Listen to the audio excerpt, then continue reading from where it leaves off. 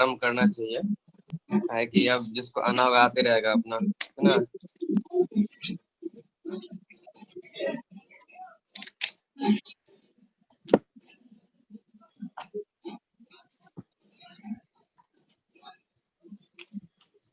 सबसे पहले आज हम ही बोलेंगे, उसके बाद आप लोगों को मौका दिया जाएगा, ठीक है। अभी तक मेरे पास लगभग 11-12 नाम आ चुका है, वो भी इतना बोलने के बाद, क्योंकि आप लोग तो खुद से कभी इच्छा जाहिर करते नहीं हैं, तो हमें बोलना पड़ता है।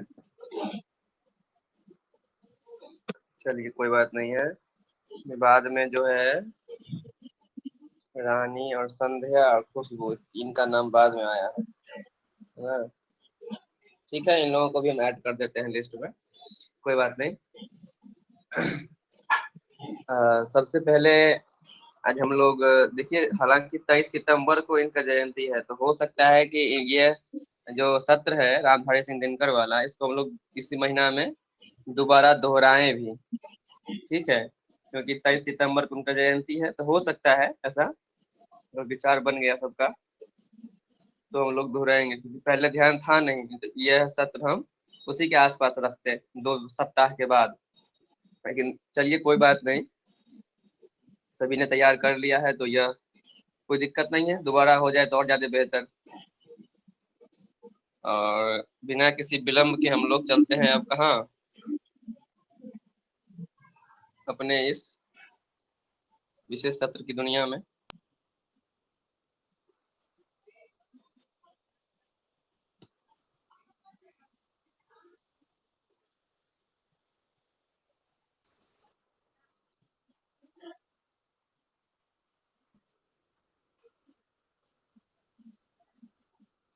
चलिए ठीक है, रजनी। जी भैया। हेलो। जी भैया। हाँ चलिए, हाँ रिकॉर्डिंग ऑन कर लीजिए। जी।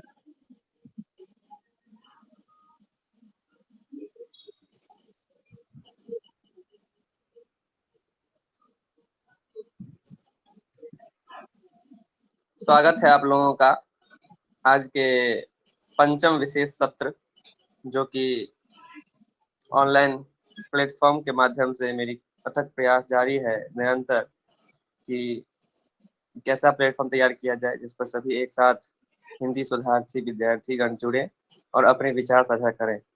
इस विशेष सत्र का आज शीर्षक रखा गया है रामधारी सिंह दिनकर एवं उनके काव्य रचना। आज सर्वप्रथम आलेख प्रस्तुति मेरी रहेगी, इसके बाद गोपाल अभी आए नहीं है, उसके बाद चिंकी, चांदनी, अंशु, दीक्षा, अंकित राज, रवीन, सीमा, मनस्वी, शांति, इस प्रकार से कुछ उपस्थिति दर्ज हुई है जिन्होंने अपने आलेख के साथ पहुंचने का बात कही है। तो सबसे पहले हम लोग चलते हैं रामधारी सिंह दिनकर।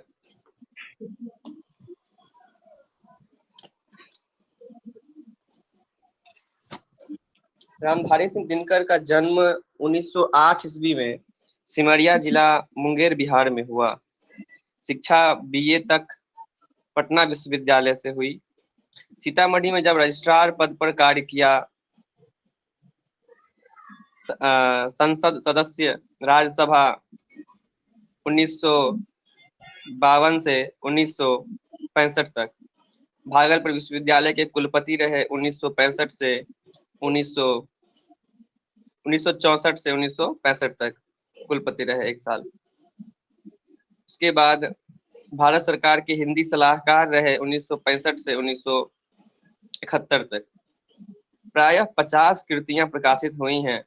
यह कहना तो शायद सही न होगा कि दिनकर का काव्य छायावाद का प्रतिलोम है, पर इसमें संदेह नहीं कि हिंदी काव्य जगत पर छाए छायावादी कुहासे को काटने वाली शक्तियों में दिनकर की प्रवाहमयी ओजस्विनी कविता का स्थान विशिष्ट महत्व का है।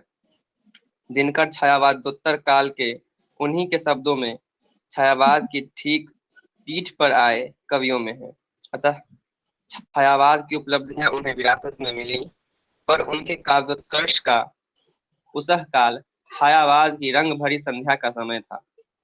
कविता के भावक छायावाद के उत्तर काल के निष्प्रभ शुभा दीपों से सजे सजाए कक्ष से उब चुके थे। बाहर की मुक्त वायु और प्राकृतिक प्रकाश और ताप का संस्पर्श चाहते थे। वे छायावाद के कल्पनाजन्य निर्विकार मानव के खोखलेपन से परिचित हो चुके थे। उस पार की दुनिया के अलभ्य सौंदर्य का यथेष्ट स्वप्न दर्शन कर चुके थे। चमचमाते सैकत प्रदेश में संवेदना की मरीचिका के पीछे दौड़ते थक चुके थे। उस लाक्षणिक और अस्वाभाविक भाषा शैली से उनका जी भर चुका था, जो उन्हें बार बार अर्थ की गहराइयों की झलक सी दिखलाकर छल चुकी थी। उनके अपेक्षा की भाषा में द्विवेदी युगीन स्पष्टता की, पर उसकी शुष्कता नहीं। व्यक्ति और परिवेश के वास्तविक स्पर्श की सहजता की ओर शक्ति की। बच्चन की कविता में उन्हें व्यक्ति का संस्पर्श मिला। दिनकर के काव्य में जीवन, समाज और परिचित परिवेश का।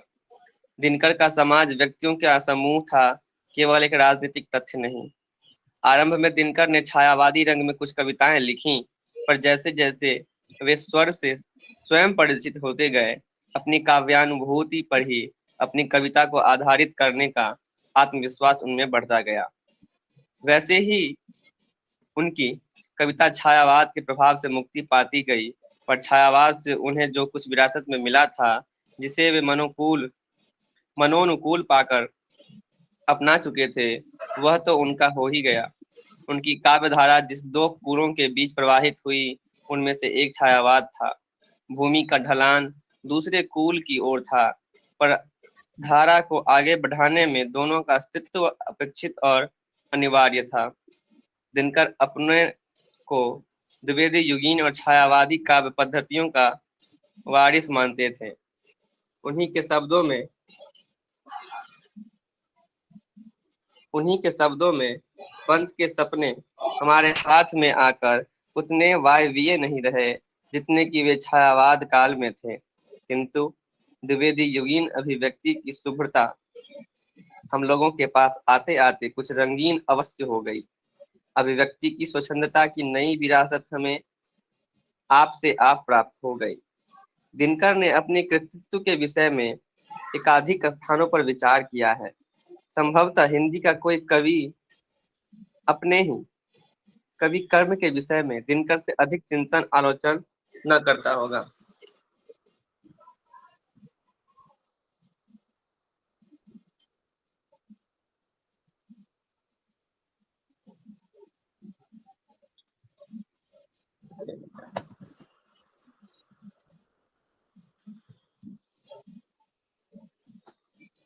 वह दिनकर की आत्मरति का नहीं, अपने कवि कर्म के प्रति उनके दायित्व के बोध का प्रमाण है कि वे समय समय पर इस प्रकार आत्म परीक्षण करते रहे।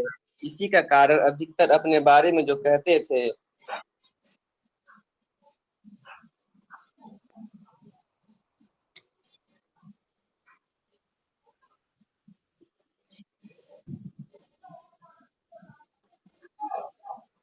बीच बीच में थोड़ी सी समस्या हो जा रही है क्योंकि लोग सभी एक समय नहीं जुड़ते हैं। वह दिनकर की म्यूट कर लीजिए, आप लोग जो भी हैं म्यूट कर लीजिए।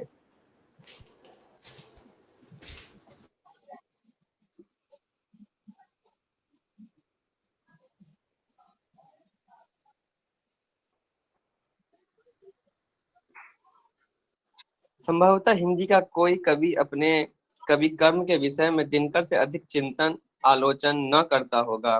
वह दिनकर की आत्मरति का नहीं, अपने कवि कर्म के प्रति उनके दायित्व के बोध का प्रमाण है कि वे समय समय पर इस प्रकार आत्म परीक्षण करते रहे। इसी कारण अधिकतर अपने बारे में जो कहते थे वह सही होता था। उनकी कविता प्रायः छायावाद की अपेक्षा द्विवेदी युगीन कविता के निकटतर जान पड़ती है। शैली में द्विवेदी युगीन स्पष्टता, प्रसाद गुण के प्रति आस्था की मोह, अतीत के प्रति आदर प्रदर्शन की प्रवृत्ति, अनेक बिंदुओं पर दिनकर की कविता द्विवेदी युगीन काव्यधारा का आधुनिक ओजस्वी प्रगतिशील संस्करण जान पड़ती है। उनका स्वर भले ही सर्वदा सर्वथा हुंकार न बन पाता हो, गुंजन तो कभी भी नहीं बनता। दिनकर का नाम प्रगतिवादी कवियों में लिया जाता था, पर अब शायद साम्यवादी विचारक उन्हें उस विशिष्ट पंक्ति में स्थान देने के लिए तैयार न हो, क्योंकि आज का दिनकर अरुण विश्व की काली जय हो, लाल सितारों वाली जय हो के लेखक के बहुत दूर जान पड़ता है। जो भी हो, साम्यवादी विचारक आज के दिनकर को किसी भी पंक्ति में क्यों न स्थान देना चाहे, इससे तो इनकार किया ही नहीं जा सकता कि जैसे बच्चन मूलतः एकांत व्यक्तिवादी कवि हैं, वैसे ही दिनकर मूलतः सामाजिक चेतना के चारण हैं। उनके प्रथम 3 काव्य संग्रह रेणुका, हुंकार और रसवंती उनके आरंभिक आत्ममंथन के युग की रचनाएं हैं। इनमें दिनकर का कवि अपने व्यक्तिपरक सौंदर्यान्वेषी मन और सामाजिक चेतना के उत्तम बुद्धि के परस्पर संघर्ष का तटस्थ दृष्टा नहीं, दोनों के बीच से कोई राह निकालने की चेष्टा में संलग्न साधक के रूप में मिलता है। रेणुका में अतीत के गौरव के प्रति कवि का सहज आदर और आकर्षण परिलक्षित होता है, पर साथ ही वर्तमान परिवेश की निरस्ता के त्रस्त मन की वेदना का परिचय भी मिलता है। हुंकार में कवि अतीत के गौरव गान की अपेक्षा वर्तमान दैन्य के प्रति आक्रोश प्रदर्शन की ओर अधिक उन्मुक्त जान पड़ता है। रसवंती में कवि की सौंदर्यान्वेषी वृत्ति काव्यमयी हो जाती है, पर यह अंधेरे में ध्येय सौंदर्य का अन्वेषण नहीं, उजाले में ज्ञेय सौंदर्य का आराधन है। सामधेनी में दिनकर की सामाजिक चेतना स्वदेश और परिचित परिवेश की परिधि से बढ़कर विश्व वेदना का अनुभव करती कराती जान पड़ती है। कवि के स्वर का ओज नए वेग से नए शिखर तक पहुंच जाता है। उसके बाद नील कुसुम में हमें कवि के एक नए रूप के दर्शन होते हैं, यद्यपि इतने नहीं जितने नएपन का बोध स्वयं कवि को था। यहाँ वह काव्यात्मक प्रयोगशीलता के प्रति आस्थावान है। स्वयं प्रयोगशील कवियों को जयमाल पहनाने की और उनकी राह पर फूल बिछाने की आकांक्षा उसे विह्वल कर देती है।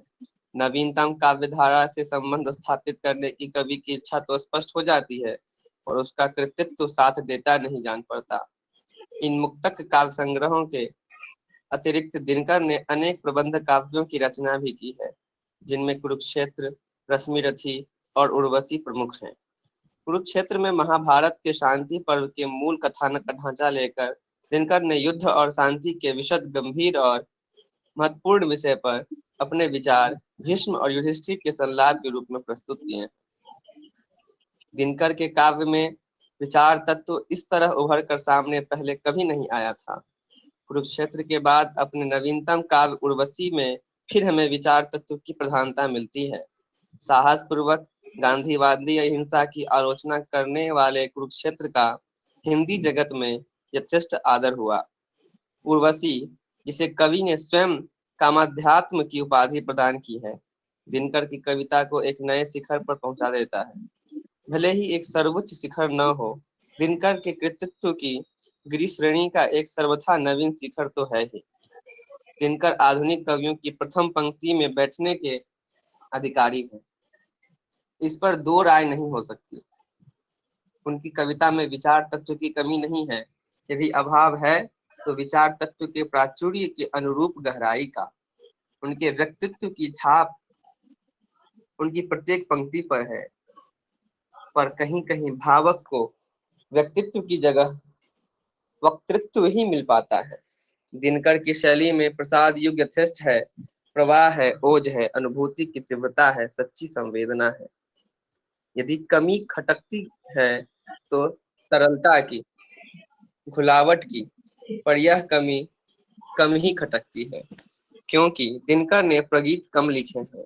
इनकी अधिकांश रचना में काव्य की शैली रचना के विषय और मूड के अनुरूप है। उनके चिंतन में विस्तार अधिक और गहराई कम है, पर उनके विचार उनके अपने ही विचार हैं। उनकी काव्यानुभूति के अविच्छेद अंग है, यह स्पष्ट है। यह दिनकर की कविता का विशिष्ट गुण है कि जहां उनमें अभिव्यक्ति की तीव्रता है, वहीं उनके साथ ही चिंतन मनन की प्रवृत्ति भी स्पष्ट दिखती है। उनका जीवन दर्शन उनका अपना जीवन दर्शन है, उनकी अपनी अनुभूति से अनुप्राणित, उनके अपने विवेक से अनुमोदित, परिणामतः निरंतर परिवर्तनशील। दिनकर प्रगतिवादी, जनवादी, मानववादी आदि रहे हैं और आज भी हैं, पर रसवंती की भूमिका में यह कहने में उन्हें संकोच नहीं हुआ कि प्रगति शब्द में जो नया अर्थ ठूंसा गया है, उसके फलस्वरूप हल और फावरे कविता का सर्वोच्च विषय सिद्ध किए जा रहे हैं और वातावरण ऐसा बनता जा रहा है कि जीवन की गहराइयों में उतरने वाले कवि सिर उठाकर नहीं चल सके। गांधीवाद और अहिंसा की हामी होते हुए भी कुरुक्षेत्र में वह कहते नहीं सके कि कौन केवल आत्मबल से जूझकर जीत सकता देह का संग्राम है, पाशविकता खड्ग से लेती उठा, आत्मबल का एक वश चलता नहीं, योगियों की शक्ति से संसार में हारता लेकिन नहीं समुदाय है। दिनकर की प्रगतिशीलता साम्यवादी लीग पर चलने की प्रक्रिया का साहित्यिक नाम नहीं है, एक ऐसी सामाजिक चेतना का परिणाम है जो मूलतः भारतीय है और राष्ट्रीय भावना से परिचालित है। उन्होंने राजनीतिक मान्यताओं को राजनीतिक मान्यताएं होने के कारण अपने काव्य का विषय नहीं बनाया, न कभी राजनीतिक लक्ष्य सिद्धि को काव्य का उद्देश्य माना, पर उन्होंने निसंकोच राजनीतिक विषयों को उठाया है और उनका प्रतिपादन किया है, क्योंकि वे काव्यानुभूति की व्यापकता स्वीकार करते हैं। राजनीतिक दायित्वों, मान्यताओं और नीतियों का बोध सहज ही उनकी काव्यानुभूति के भीतर समा जाता है। दिनकर की गद्य कृतियों में मुख्य हैं उनका विराट ग्रंथ संस्कृति के 4 अध्याय, जिसमें उन्होंने प्रधानतया शोध और अनुशीलन के आधार पर मानव सभ्यता के इतिहास का 4 मंजिलों में बांटकर अध्ययन किया। ग्रंथ साहित्य अकादमी से पुरस्कृत और हिंदी जगत में सादर स्वीकृत हुआ। उसके अतिरिक्त दिनकर के स्फुट समीक्षात्मक तथा विविध निबंधों में संग्रह है जो पठनीय है, विशेषतः इस कारण कि उनसे दिनकर के कवित्व को समझने परखने में यथेष्ट सहायता मिलती है। भाषा की भूलों के बावजूद शैली की प्राचीनता दिनकर के गद्य को आकर्षक बना देती है। दिनकर की प्रसिद्ध आलोचनात्मक कृतियां मिट्टी की ओर, काव्य की भूमिका, पंत प्रसाद और मैथिली शरण, शुद्ध कविता की खोज, यह है। दिनकर जी की मृत्यु सन 1974 ईस्वी में हुई।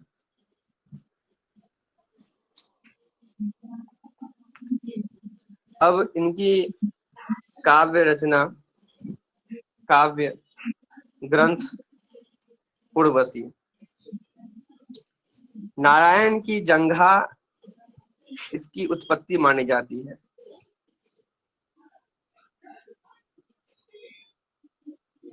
यह उर्वशी दूसरी है।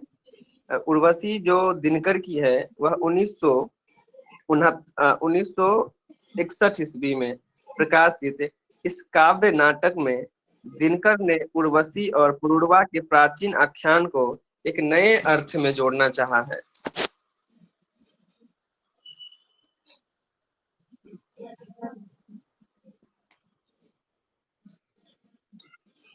उर्वशी 1961 में प्रकाशित इस काव्य नाटक में दिनकर ने उर्वशी और पुरूरवा के प्राचीन आख्यान को एक नए अर्थ में जोड़ना चाहा है।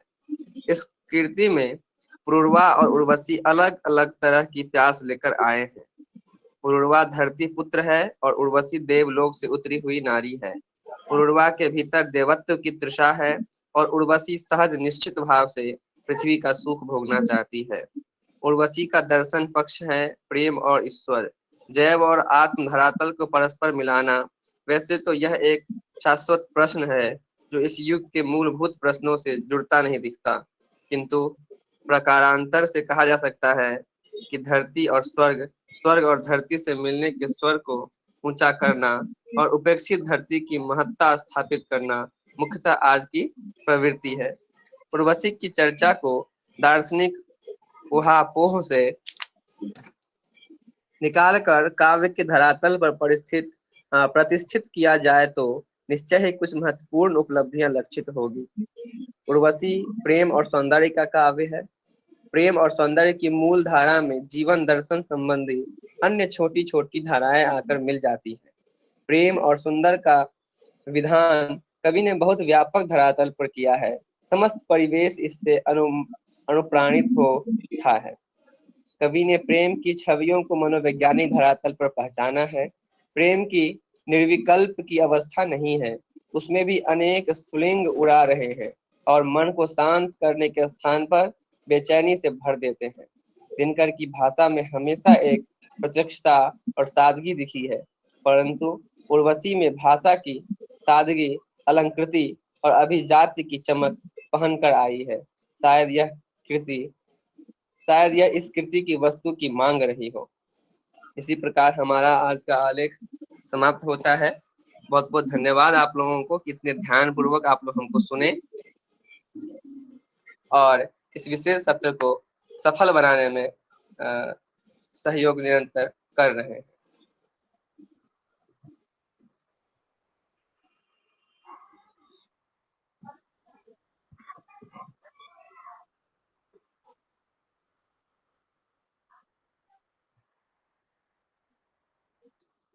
अब मैं आलेख प्रस्तुति के लिए आमंत्रित करना चाहता हूँ दीक्षा कुमारी, जो अपना संक्षिप्त परिचय के साथ अपना आलेख प्रस्तुत करेगी। मैं अपना परिचय दे देता हूँ, कुछ नए हैं इसमें विद्यार्थी, उनके लिए। मैं सुमित कुमार इलाहाबाद विश्वविद्यालय स्नातकोत्तर का छात्र हूँ और इस विशेष सत्र का संचालक भी हूँ। धन्यवाद। स्वागत है दीक्षा। दीक्षा का विषय है रामधारी सिंह दिनकर का जीवन परिचय और रश्मि रथी का तृतीय सर्ग। और फिर दीक्षा के बाद तैयार रहेंगे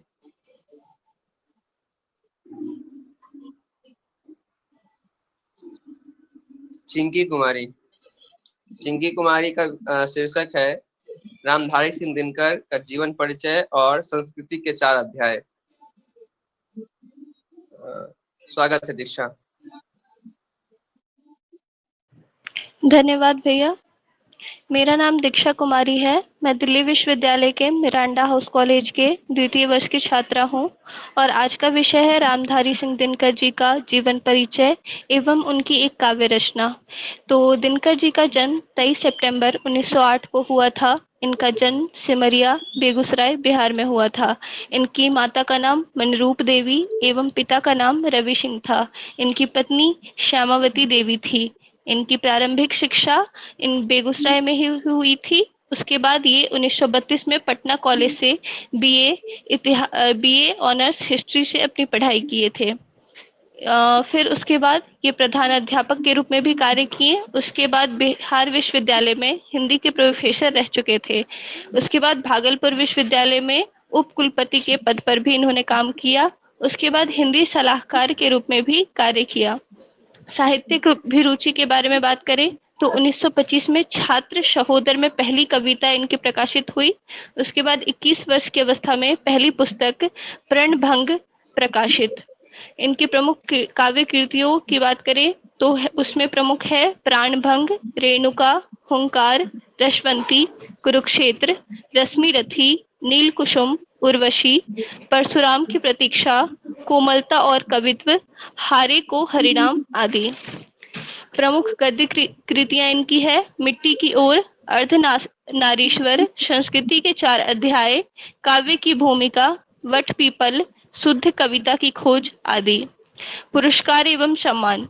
संस्कृति के 4 अध्याय पर साहित्य अकादमी पुरस्कार एवं उर्वशी पर भारतीय ज्ञानपीठ पुरस्कार प्राप्त किया। दिनकर छायावादोत्तर युग के प्रमुख कवि थे। राष्ट्रकवि रामधारी सिंह दिनकर जितने बड़े कवि थे उतने ही समर्थ गद्यकार भी। उनके गद्य में भी उनकी कविता के गुण ओज, पौरुष, प्रभावपूर्ण वाग्मिता और रूपक धर्मिता आदि उसी सहजता और प्रभाव के साथ मुखरित होती है। आज मैं दिनकर जी की एक प्रमुख रचना रश्मि रथी के तृतीय सर्ग के प्रथम 4 भागों को आगे सुनाऊंगी। तो उसकी पृष्ठभूमि पे थोड़ा बात कर लेते हैं। तो जब पांडव अपना अज्ञातवास पूरा करके आते हैं और फिर कृष्ण उनके शांति दूत बनकर कौरवों की सभा में जाते हैं और आखिरी प्रयास करते हैं कि युद्ध ना हो, इसी को दिनकर जी अपने शब्दों में लिखते हैं, जो कि इस प्रकार है। हो गया पूर्ण अज्ञातवास, पांडव लौटे वन से साहस, पावक में कनक सदृश तपकर वीरत्व लिए कुछ और प्रखर, नस नस में तेज प्रवाह लिए कुछ और नया उत्साह लिए। सच है विपत्ति जब आती है कायर को ही दहलाती है, सूरमा नहीं विचलित होते क्षण एक नहीं धीरज खोते, विघ्नों को गले लगाते हैं कांटों में राह बनाते हैं। मुख से न कभी उफ कहते, संकट का चरण न कहते हैं, जो आ पड़ता सब सहते हैं, उद्योग नीरत नित रहते हैं। सूलों का मूल नशाने को बढ़ खुद विपत्ति पर छाने को, है कौन विघ्न ऐसा जग में टिक सके वीर के नग में। खम ठोक ठेलता है जब नर, पर्वत के जाते पांव उखर, मानव जब जोर लगाता है पत्थर पानी बन जाता है। गुण बरे एक से एक प्रखर है छिपे मानवों के भीतर, मेहंदी में जैसे लाली हो वर्तिका बीच उजियाली हो। बत्ती जो नहीं जलाता है रोशनी नहीं बह पाता है, पीसा जाता जब इच्छु दंड झड़ती रस की धारा अखंड। मेहंदी जब सहती है प्रहार बनती ललनाओं की श्रृंगार, जब फूल पिरोए जाते हैं हम उनको गले लगाते हैं। वसुधा का नेता कौन हुआ, भूखंड विजेता कौन हुआ, अतुलित यश क्रेता कौन हुआ, नवधर्म प्रणेता कौन हुआ, जिसने न कभी आराम किया विघ्नों में रहकर काम किया। जब विघ्न सामने आते हैं सोते से हमें जगाते हैं, मन को मरोड़ते हैं पल पल, तन को झंझोड़ते हैं पल पल, सतपथ की ओर लगाकर ही जाते हैं हमें जगाकर ही। वाटिका और वन एक नहीं, आराम और रण एक नहीं, वर्षा अंधड़ आताप अखंड, पौरुष के हैं साधन प्रचंड। वन में प्रसून तो खिलते हैं, बागों में शाल न मिलते हैं। कंकड़िया जिनकी सेज सुधर, छाया देता केवल अंबर, विपदाएं दूध पिलाती है लोरी आंधिया सुनाती है। जो लाक्षागृह में जलते हैं वे ही सूरमा निकलते हैं, बढ़कर विपत्तियों पर छाजा मेरे किशोर मेरे ताजा। जीवन का रस छन जाने दे, तन को पत्थर बन जाने दे, तू स्वयं तेज भयकारी है, क्या कर सकती चिंगारी है। वर्षों तक वन में घूम घूम बाधा विघ्नों को चूम चूम, सह धूप घाम पानी पत्थर, पांडव आए कुछ और निखर। सौभाग्य न सब दिन सोता है, देख आगे क्या होता है, मैत्री की राह बताने को सुमार्ग पर लाने को, दुर्योधन को समझाने को भीषण विध्वंस बचाने को, भगवान हस्तिनापुर आए पांडव का संदेशा लाए। दो न्याय अगर तो आधा दो, दो न्याय अगर तो आधा दो, पर इसमें भी यदि बाधा हो तो दे दो केवल 5 ग्राम, रखो अपनी धरती तमाम, हम वही खुशी से खाएंगे, परिजन पर असीना उठाएंगे। दुर्योधन वह भी दे न सका, दुर्योधन वह भी दे न सका, आशीष समाज की ले न सका, उल्टे हरि को बांधने चला, जो था असाध्य साधने चला। जब नाश मनुज पर छाता है, जब नाश मनुज पर छाता है, पहले विवेक मर जाता है। हरि ने भीषण हुंकार किया, अपना स्वरूप विस्तार किया, डगमग डगमग दिग्गज डोले, भगवान कुपित होकर बोले, जंजीर बढ़ाकर साध मुझे, हाँ हाँ दुर्योधन बांध मुझे। यह देख गगन मुझ में लय है, यह देख पवन मुझ में लय है, मुझ में विलीन झंकार सकल, मुझ में लय है संसार सकल। अमृत फूलता है मुझ में, संसार झूलता है मुझ में, उंध्याचल मेरा दीप्त भाल, भूमंडल वक्षस्थल विशाल, भुज परिधि बंद को घेरे हैं, मैं नाक मेरु पग मेरे हैं, दीप्ते जो ग्रह नक्षत्र निखर, सब है मेरे मुख के अंदर।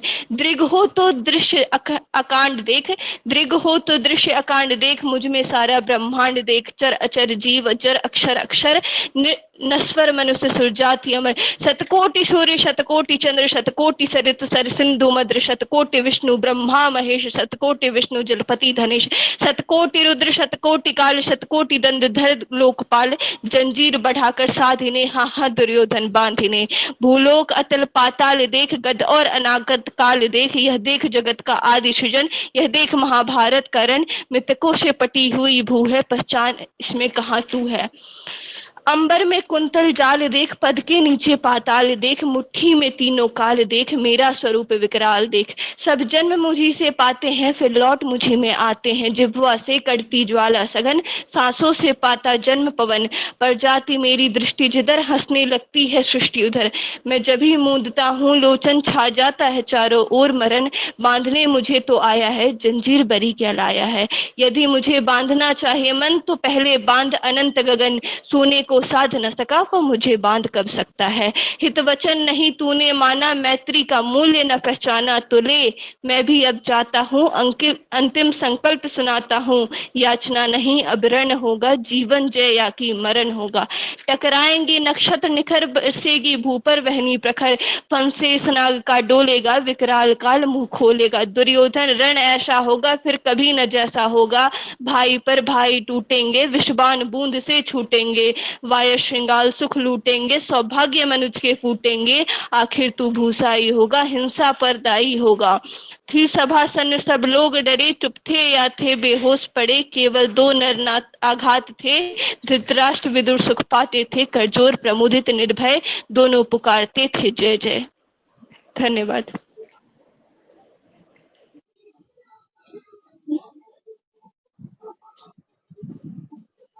क्या प्रस्तुति थी और क्या आलेख। रामधारी सिंह दिनकर की काव्य की चेतना ही ऐसी है कि जब हम लोग सुनते हैं तो संपूर्ण शरीर के रोंगटे खड़े हो जाते हैं। और अभी उस चीज को हम लोग साक्षात महसूस कर रहे थे। और बहुत ही बढ़िया प्रस्तुति दीक्षा। कथानुसार अब चिंकी कुमारी, यदि आप तैयार हैं तो अपना आलेख प्रस्तुत कीजिए संक्षिप्त परिचय के साथ। स्वागत है चिंकी कुमारी। जी भाई, मैं चिंकी कुमारी भेजे हिंदी खंड की छात्रा हूँ। आज के आवाज का मुख्य विषय चिंकी, आपकी आवाज कट रही है। अगर ठीक कहीं अच्छी जगह जा सकते हैं तो जाके थोड़ा सा अच्छे से बोलिए, या ईयरफोन लगाए तो खोल लीजिए, आवाज कट रही है।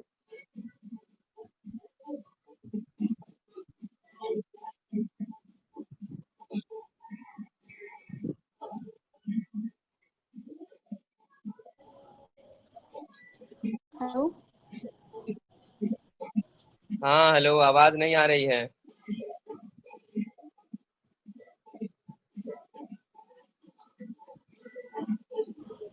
हेलो। हाँ हेलो। भैया आ रही है आवाज? हाँ अब ठीक है, अब ठीक है, अब बोलिए। मैं चिंकी कुमारी बीए स्नातक हिंदी प्रतिष्ठा द्वितीय खंड की छात्रा हूँ। आज के विशेष सत्र का मुख्य विषय रामधारी सिंह दिनकर का संक्षिप्त परिचय एवं उनके द्वारा रचित कृति संस्कृति के 4 अध्याय। रामधारी सिंह दिनकर का जन्म 23 सितंबर 1908 ईस्वी के बिहार के बेगूसराय जिले के सिमरिया गांव में हुआ था। उनके पिता का नाम रवि सिंह एवं माता का नाम मानरूप देवी था। दिनकर का जीवन देहात में बीता, जहां दूर दूर तक फैली खेती की हरियाली, आम के बाग फैले हुए थे।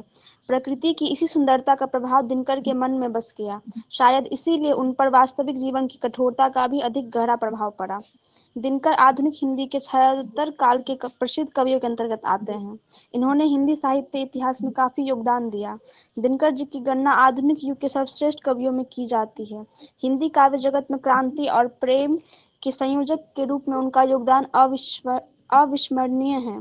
विशेष रूप से राष्ट्रीय चेतना एवं जागृति उत्पन्न करने वाले कवियों में उनका विशिष्ट स्थान है। संस्कृति के 4 अध्याय राष्ट्रकवि रामधारी सिंह दिनकर की बहुचर्चित पुस्तक है, जिसे साहित्य अकादमी ने सन 1956 में न केवल पहली बार प्रकाशित किया, अपितु आगे चलकर उसे पुरस्कृत भी किया। इस पुस्तक में दिनकर जी ने भारत के सांस्कृतिक इतिहास को 4 भागों में बांटकर उसे लिखने का प्रयत्न किया है। वे यह भी स्पष्ट करना चाहते हैं कि भारत का आधुनिक साहित्य प्राचीन साहित्य से किन किन बातों में भिन्न है और इस भिन्नता का कारण क्या है। उनका विश्वास है कि भारतीय संस्कृति में 4 बड़ी क्रांतियां हुई हैं और हमारी संस्कृति का इतिहास उन्हीं 4 क्रांतियों का इतिहास है। इस पुस्तक की भूमिका पंडित जवाहरलाल नेहरू ने लिखी थी।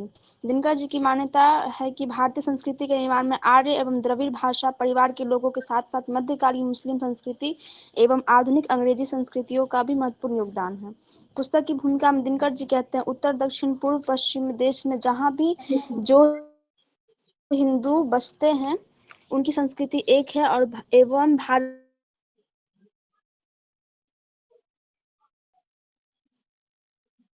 जो देखने में अब भी 2 लगते हैं, किंतु उनके बीच भी सांस्कृतिक एकता विद्यमान है जो उनकी भिन्नता को कम करती है। दुर्भाग्य की बात यह है कि हम इस एकता को पूर्ण रूप से समझने में असमर्थ रहे हैं। यह कार्य राजनीति द्वारा संपन्न किया राजनीतिक नहीं अपितु शिक्षा एवं साहित्य के द्वारा संपन्न किया जाना चाहिए। भारतीय संस्कृति को नई दिशा प्रदान करने में यह दिनकर जी का छोटा सा प्रयत्न था। इनकी इस पुस्तक को साहित्य अकादमी पुरस्कार से सम्मानित किया गया है। मेरा आलेख की व्याख्या बस यहीं समाप्त होती है। धन्यवाद। बहुत ही बढ़िया आलेख प्रस्तुति चिंकी कुमारी।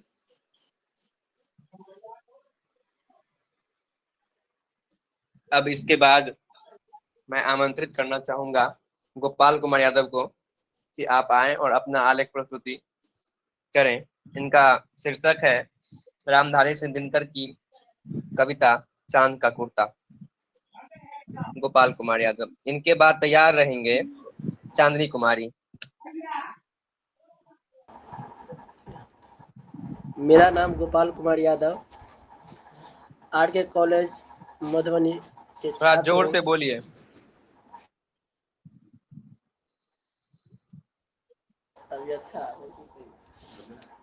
मेरा नाम गोपाल कुमार यादव, रामकृष्ण कॉलेज मधुबनी के छात्र तृतीय खंड का हूँ, विभाग हिंदी। मेरा आलेख है रामधारी सिंह दिनकर की कविता चांद का कुर्ता। शीत ऋतु में बहुत ठंड पड़ती है, इससे बचने के लिए सब लोग गर्म कपड़े पहनते हैं। इस कविता में चंद्रमा एक बच्चे के रूप में बताया गया है। वह ठंड से बचना चाहता है, इसके लिए वह अपनी माँ से कुछ मांग रहा है। इस पाठ में चंद्रमा और उसकी माँ के बीच बातचीत का वर्णन किया है। रामधारी सिंह दिनकर द्वारा रचित एक बाल कविता है चांद का कुर्ता। कविता इस प्रकार प्रस्तुत होता है। एक दिन चांद जिद करके माता से कहने लगता है कि माँ, मेरे लिए ऊन का एक ढीला कुर्ता सिलवा दो। रात भर जोर से ठंडी हवा चलती है और मुझे सर्दी लगती है। मैं ठिठुर करके अपनी यात्रा पूरी करता हूँ। जाड़े के मौसम में आसमान का सफर कष्टदायक होता है। अगर कुछ न कर सके तो मुझे किराए का ही लाकर दे दो। फिर उसकी माँ बोलती हैं, हे मेरे प्यारे पुत्र, भगवान करे तुम कुशल पूर्वक रहो और तुम पर जादू टोना का प्रभाव न पड़े।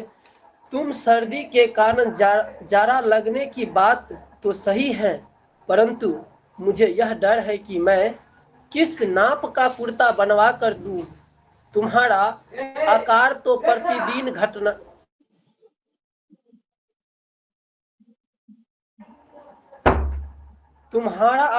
प्रतिदिन घटता बढ़ता रहता है। चंद्रमा की माता ने कुर्ते के विषय में अपनी परेशानी बताते हुए कहता है कि पुत्र चंद्रमा, तुम कभी तो एक अंगुरी चौड़े तो हो जाते हैं और कभी 1 फुट मोटे। तुम किसी दिन बड़े हो जाते हो और किसी दिन ठीक विपरीत अर्थात छोटा। तुम रोजाना घटते बढ़ते रहते हो और किसी दिन तो दिखाई भी नहीं पड़ते हैं। अब तुम स्वयं बताओ कि तुम्हारी किस दिन नाप लूं। सोचती हूँ कि एक ऐसा कुर्ता सिलवा दिया जाए जो रोज पहना सकूं। यही पर मेरा कविता समाप्त।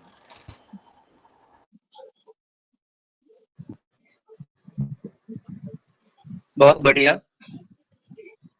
कोशिश कीजिए गोपाल, कविता प्रस्तुति बहुत बढ़िया रही आपकी। कि आलेख में जो है तथ्यगत बातें अधिक होनी चाहिए, इस पर आप विशेष ध्यान दीजिएगा। ठीक है जी भैया। हाँ बिल्कुल। बहुत ही बढ़िया प्रस्तुति गोपाल कुमार की। अब इसके बाद कथानुसार चांदनी कुमारी को मैं आमंत्रित करना चाहूंगा। स्वागत है चांदनी कुमारी। इनका शीर्षक है रामधारी सिंह दिनकर की कविता जनतंत्र का जन्म की व्याख्या। चांदनी कुमारी। इसके बाद तैयार रहेंगी अंशु कुमारी।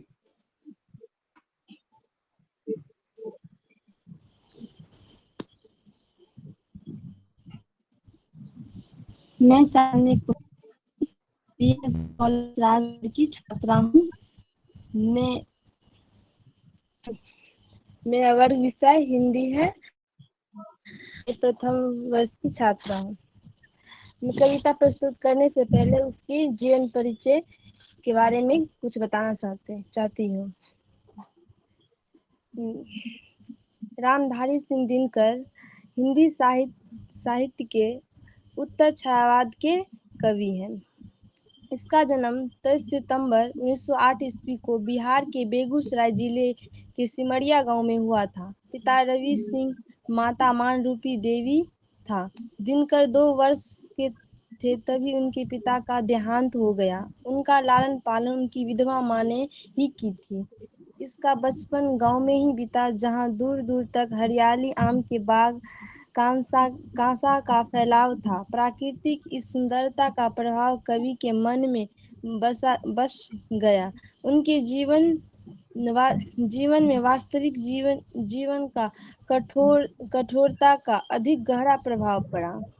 दिनकर की प्रारंभिक शिक्षा गांव के एक प्राथमिक विद्यालय से ही प्राप्त की। हाई स्कूल की शिक्षा मोकामा घाट से प्राप्त की। अध्ययन के समय कई समस्याएं का सामना करना पड़ा। उतनी पैसा नहीं था जिससे हॉस्टल की खर्चा निकाली जा सके। एक छात्र के रूप में उनके पसंदीदा विषय इतिहास, राजनीतिक और दर्शन थे। उनकी मृत्यु 24 अप्रैल 1974 ईस्वी में बेगूसराय में हो गया। HI स्कूल बारबीघा में प्रधानाध्यापक रहे। जनसंपर्क विभाग में सब रजिस्टर और सब डायरेक्टर रहे। बिहार विश्वविद्यालय में हिंदी का प्रोफेसर तथा भागलपुर विश्वविद्यालय में उप कुलपति रहे।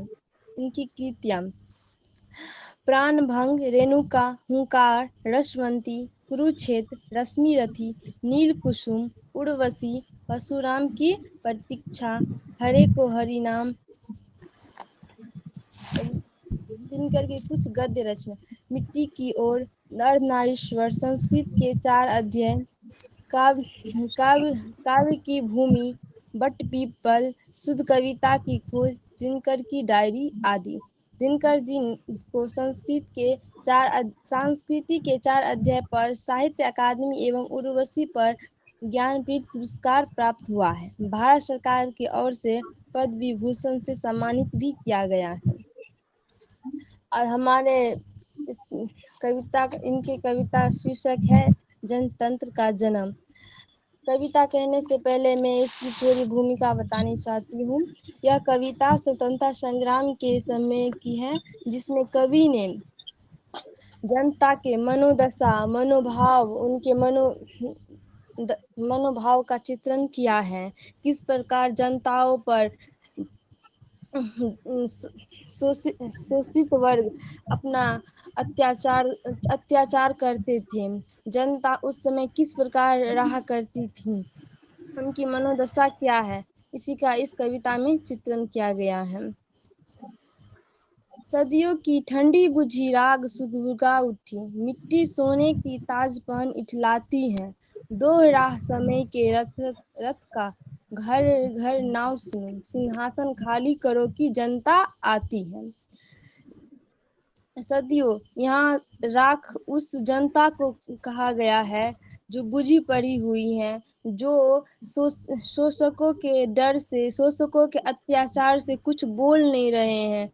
लेकिन उसमें कुछ ऐसे व्यक्ति हैं जो बोलना चाहते हैं, लेकिन उनकी आवाज़ प्रखर रूप से विकसित नहीं हो पा रही है। लेकिन वह समय अब आ गई है। वो जो ठंडी बुझी राख की तरह जो चिंगारी थी, अब जोरों से फैलने लगी है।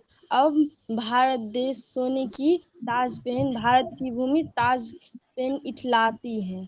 यह यह समय की बात है। आज घरों घरों में आज़ादी की सत्ता का विरोध करने वालों की गूंज सुनाई दे रही है कि सिंहासन खाली करो, जनता आती है। जनता, हाँ, मिट्टी की अबोध मूर्तें वही, जाड़े के पाले की कसरत सदा सहने वाली, जब अंग अंग में लगे सांप को चूस रहे, तब भी ना कभी मुंह खोल दर्द कहने वाली।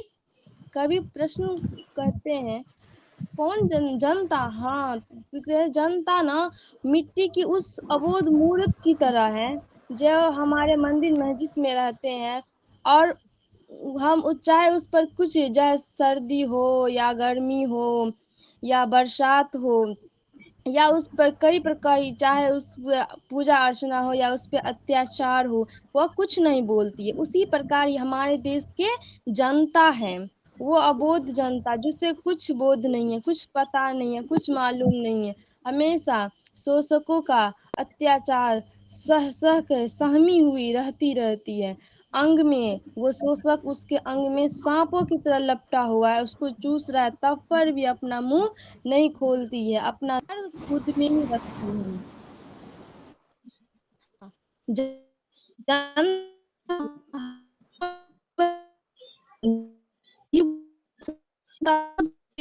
जाती है, सो ठीक, अगर आखिर इसका जन्म क्या है, यह प्रश्न इस पर क्या कहती है?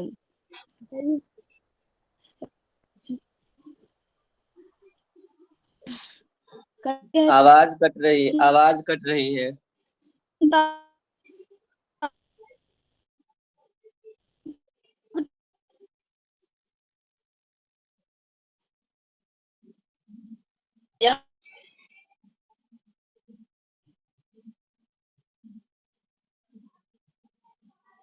अभी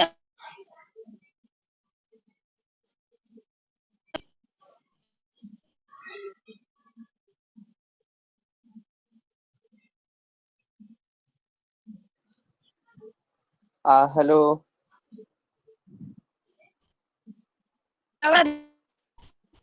आवाज कट कट के आ रही है। सब पे ही अभी नेटवर्क प्रॉब्लम हुआ था। अब ठीक है, अब ठीक है, बोलो।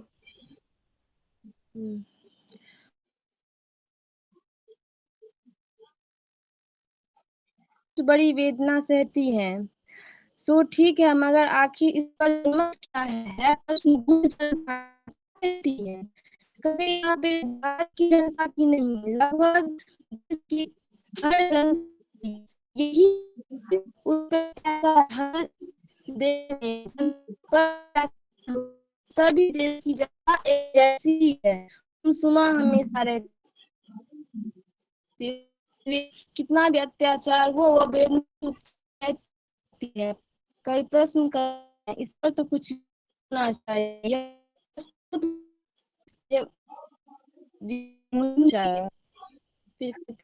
मानव जनता ही पुल से ऐसा जब कोई दूध मंदिर हो सीमित 2-4 खिलौनों में। कभी कहते हैं जनता को ना ये शोषक लोग फूल समझते हैं। कभी जब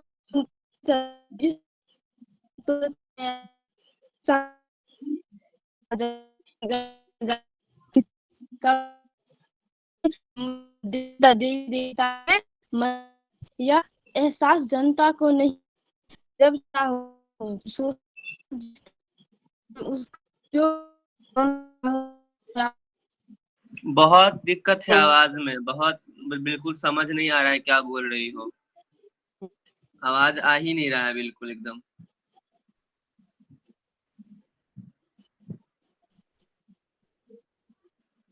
नेटवर्क प्रॉब्लम तो छोड़ रहे हैं तो ठीक है, कोई बात नहीं। वैसे आपकी आलेख प्रस्तुति बहुत ही बढ़िया, और कविता पाठ भी आपको बहुत ही बढ़िया तरीका था, बहुत ही अच्छी तरीके से, बहुत ही बढ़िया। चांदनी, बहुत ही अच्छा प्रयास आपका रहा।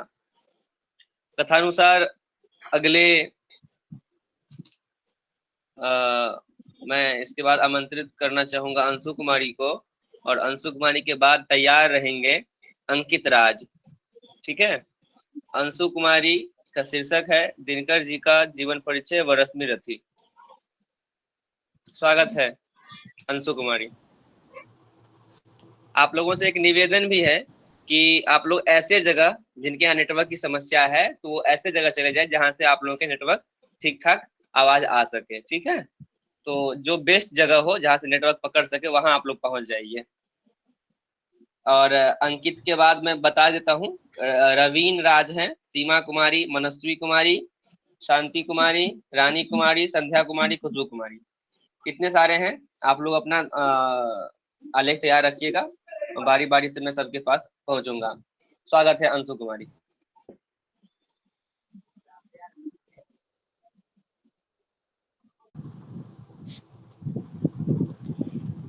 मैं अंशु कुमारी स्नातक हिंदी प्रतिष्ठान की छात्रा हूँ।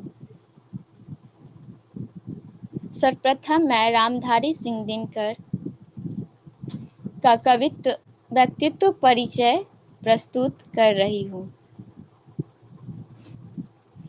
रामधारी सिंह दिनकर हिंदी के प्रमुख लेखक, कवि व निबंधकार थे। वे आधुनिक युग के श्रेष्ठ वीर रस के कवि के रूप में प्रतिष्ठित हैं। दिनकर जी स्वतंत्रता पूर्व एक विद्रोही कवि के रूप में स्थापित हुए और स्वतंत्रता के बाद राष्ट्र कवि के नाम से जाने गए। वे छायावादोत्तर कवियों के पहली पीढ़ी के कवि थे। एक ओर उनकी कविता में ओज, विद्रोह, आक्रोश और क्रांति की पुकार है, तो दूसरी ओर कोमल श्रृंगारिक भावनाओं की अभिव्यक्ति भी है। इन्हीं दो प्रवृत्तियों का चरम उत्कर्ष हमें उनकी कुरुक्षेत्र और उर्वशी नामक कृतियों में मिलता है। आगे इनका जन्म। दिनकर जी का जन्म 24 सितंबर 1908 को बिहार के बेगूसराय जिले के सिमरिया गांव में एक सामान्य किसान परिवार में हुआ था। उनके पिता का नाम रवि सिंह तथा उनकी माता का नाम मनरूप देवी थी। दिनकर जी जब 2 वर्ष के थे तो उनके पिता का देहावसान हो गया। दिनकर जी और उनके भाई बहनों का पालन पोषण उनकी विधवा माता ने किया। दिनकर जी का बचपन देहात यानी गांव में बीता। गांव की छवि प्रकृति उनके मन में बसा हुआ था। शायद इसीलिए उन पर वास्तविक जीवन की कठोरता का भी अधिक गहरा प्रभाव पड़ा। आगे इनकी शिक्षा दीक्षा। इन्होंने अपनी प्रारंभिक शिक्षा गांव के प्राथमिक स्कूल से प्राप्त की तथा हाई स्कूल की शिक्षा मोकामा घाट हाई स्कूल से प्राप्त किया। इसी बीच इनका विवाह भी हो चुका था तथा एक पुत्र के पिता भी बन चुके थे। 1928 में मैट्रिक के बाद दिनकर जी पटना विश्वविद्यालय से 1932 में इतिहास में बीए ऑनर्स किया। उन्होंने संस्कृत, बांग्ला, अंग्रेजी और उर्दू का गहन अध्ययन किया था। बीए करने के बाद दिनकर जी एक विद्यालय में अध्यापक पद पर आसीन हुए।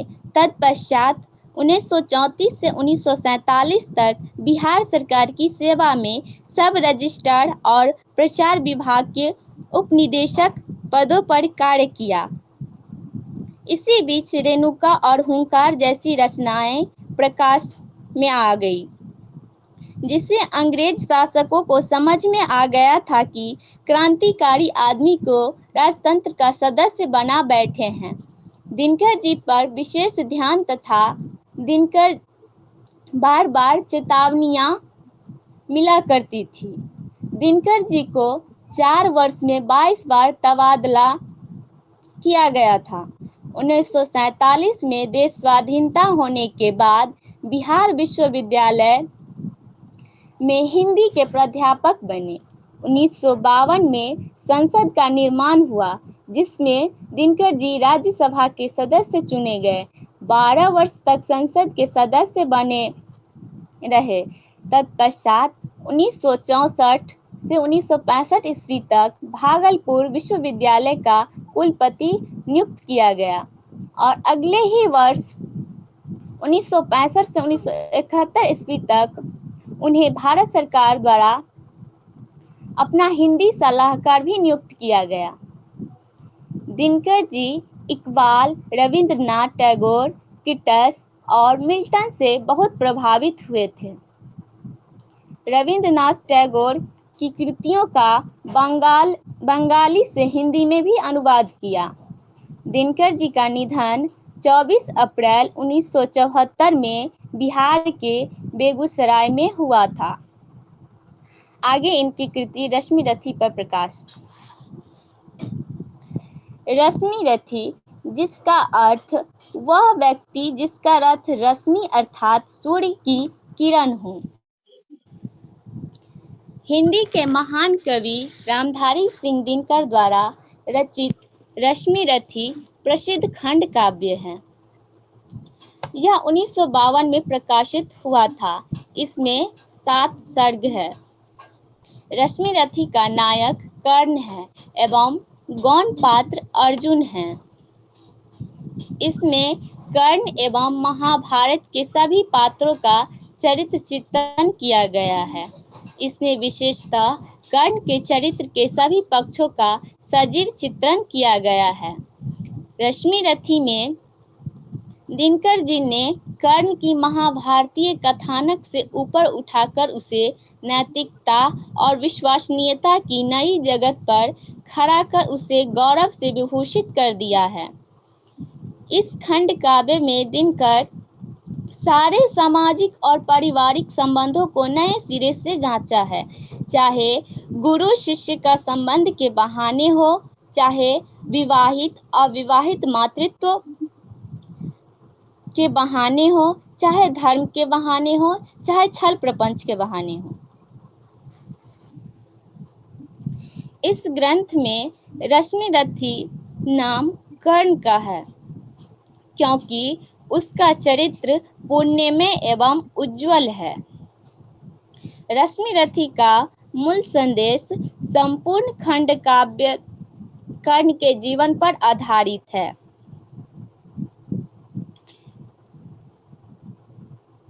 कर्ण इस रचना में नायक कर्ण का अन्य नाम राधे भी है, क्योंकि जिस माँ ने कर्ण का पालन पोषण किया था उस माँ का नाम राधा था, इसीलिए कर्ण का नाम राधे पड़ा।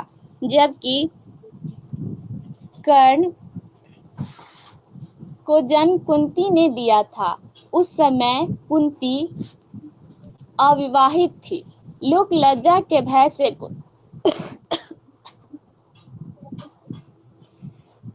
कुंती ने उसे नदी में बहा दिया, मंजूषा में बंद कर नदी में बहा दिया। वह मंजूषा अधिरथ नाम के एक सूत को मिला था। उसे अपना कोई संतान नहीं था, इस कारण उसे अपने पुत्र की तरह पाला, जिस कारण कर्ण को सूत पुत्र भी कहा गया है। रश्मि रथी में 7 सर्गों का नाम इस प्रकार है।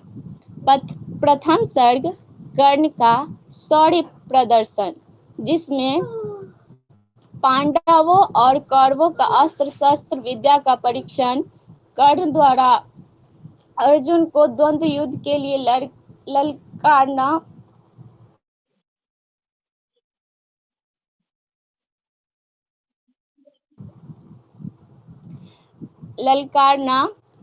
जाति कुल आदि पर प्रश्न चिन्ह करना तथा कर्ण को दुर्योधन द्वारा मित्र स्वीकार करना तथा दुर्योधन द्वारा अंग देश का राजा बनाना इत्यादि का इस सर्ग में वर्णन है। द्वितीय सर्ग संक्षिप्त में चर्चा करना चाहूंगी सर्ग के बारे में। द्वितीय सर्ग में परशुराम के आश्रम का वर्णन। इस सर्ग में कर्ण परशुराम से धनुर्विद्या सीखने गए थे। उन्होंने अपनी जाति छुपाकर परशुराम से श्रापित हो गए इत्यादि चीजों का वर्णन है इस सर्ग में। तीसरा सर्ग कृष्ण का संदेश।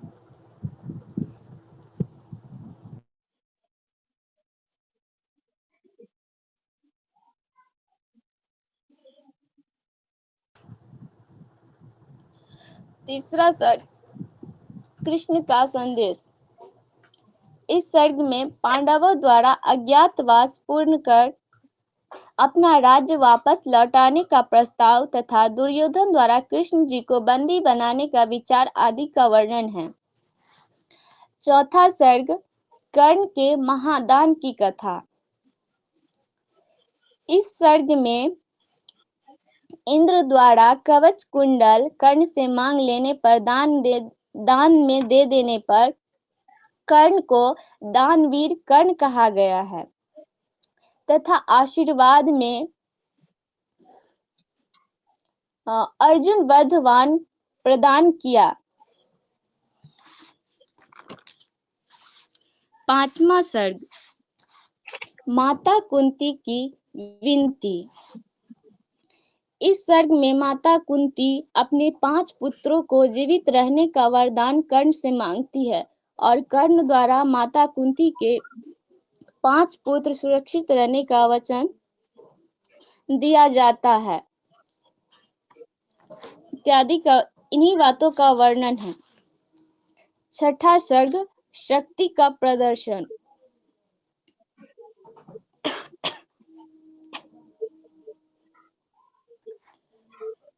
इस सर्ग में महारथी सबका शक्ति का प्रदर्शन है तथा श्री कृष्ण द्वारा होनी अनहोनी को एक दूसरे के विपरीत करना इत्यादि युद्ध में छल कपट आदि का वर्णन है। सातवां सर्ग कर्ण का बलिदान की कथा। रश्मि रथी का अंतिम सर्ग है जिसमें कौरव सेनापति कर्ण पांडवों की सेना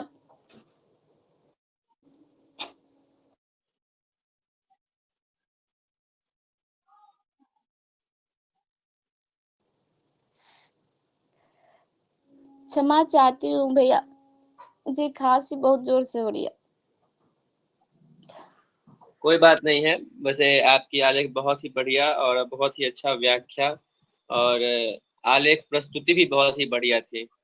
तो बहुत ही बढ़िया प्रयास आपका।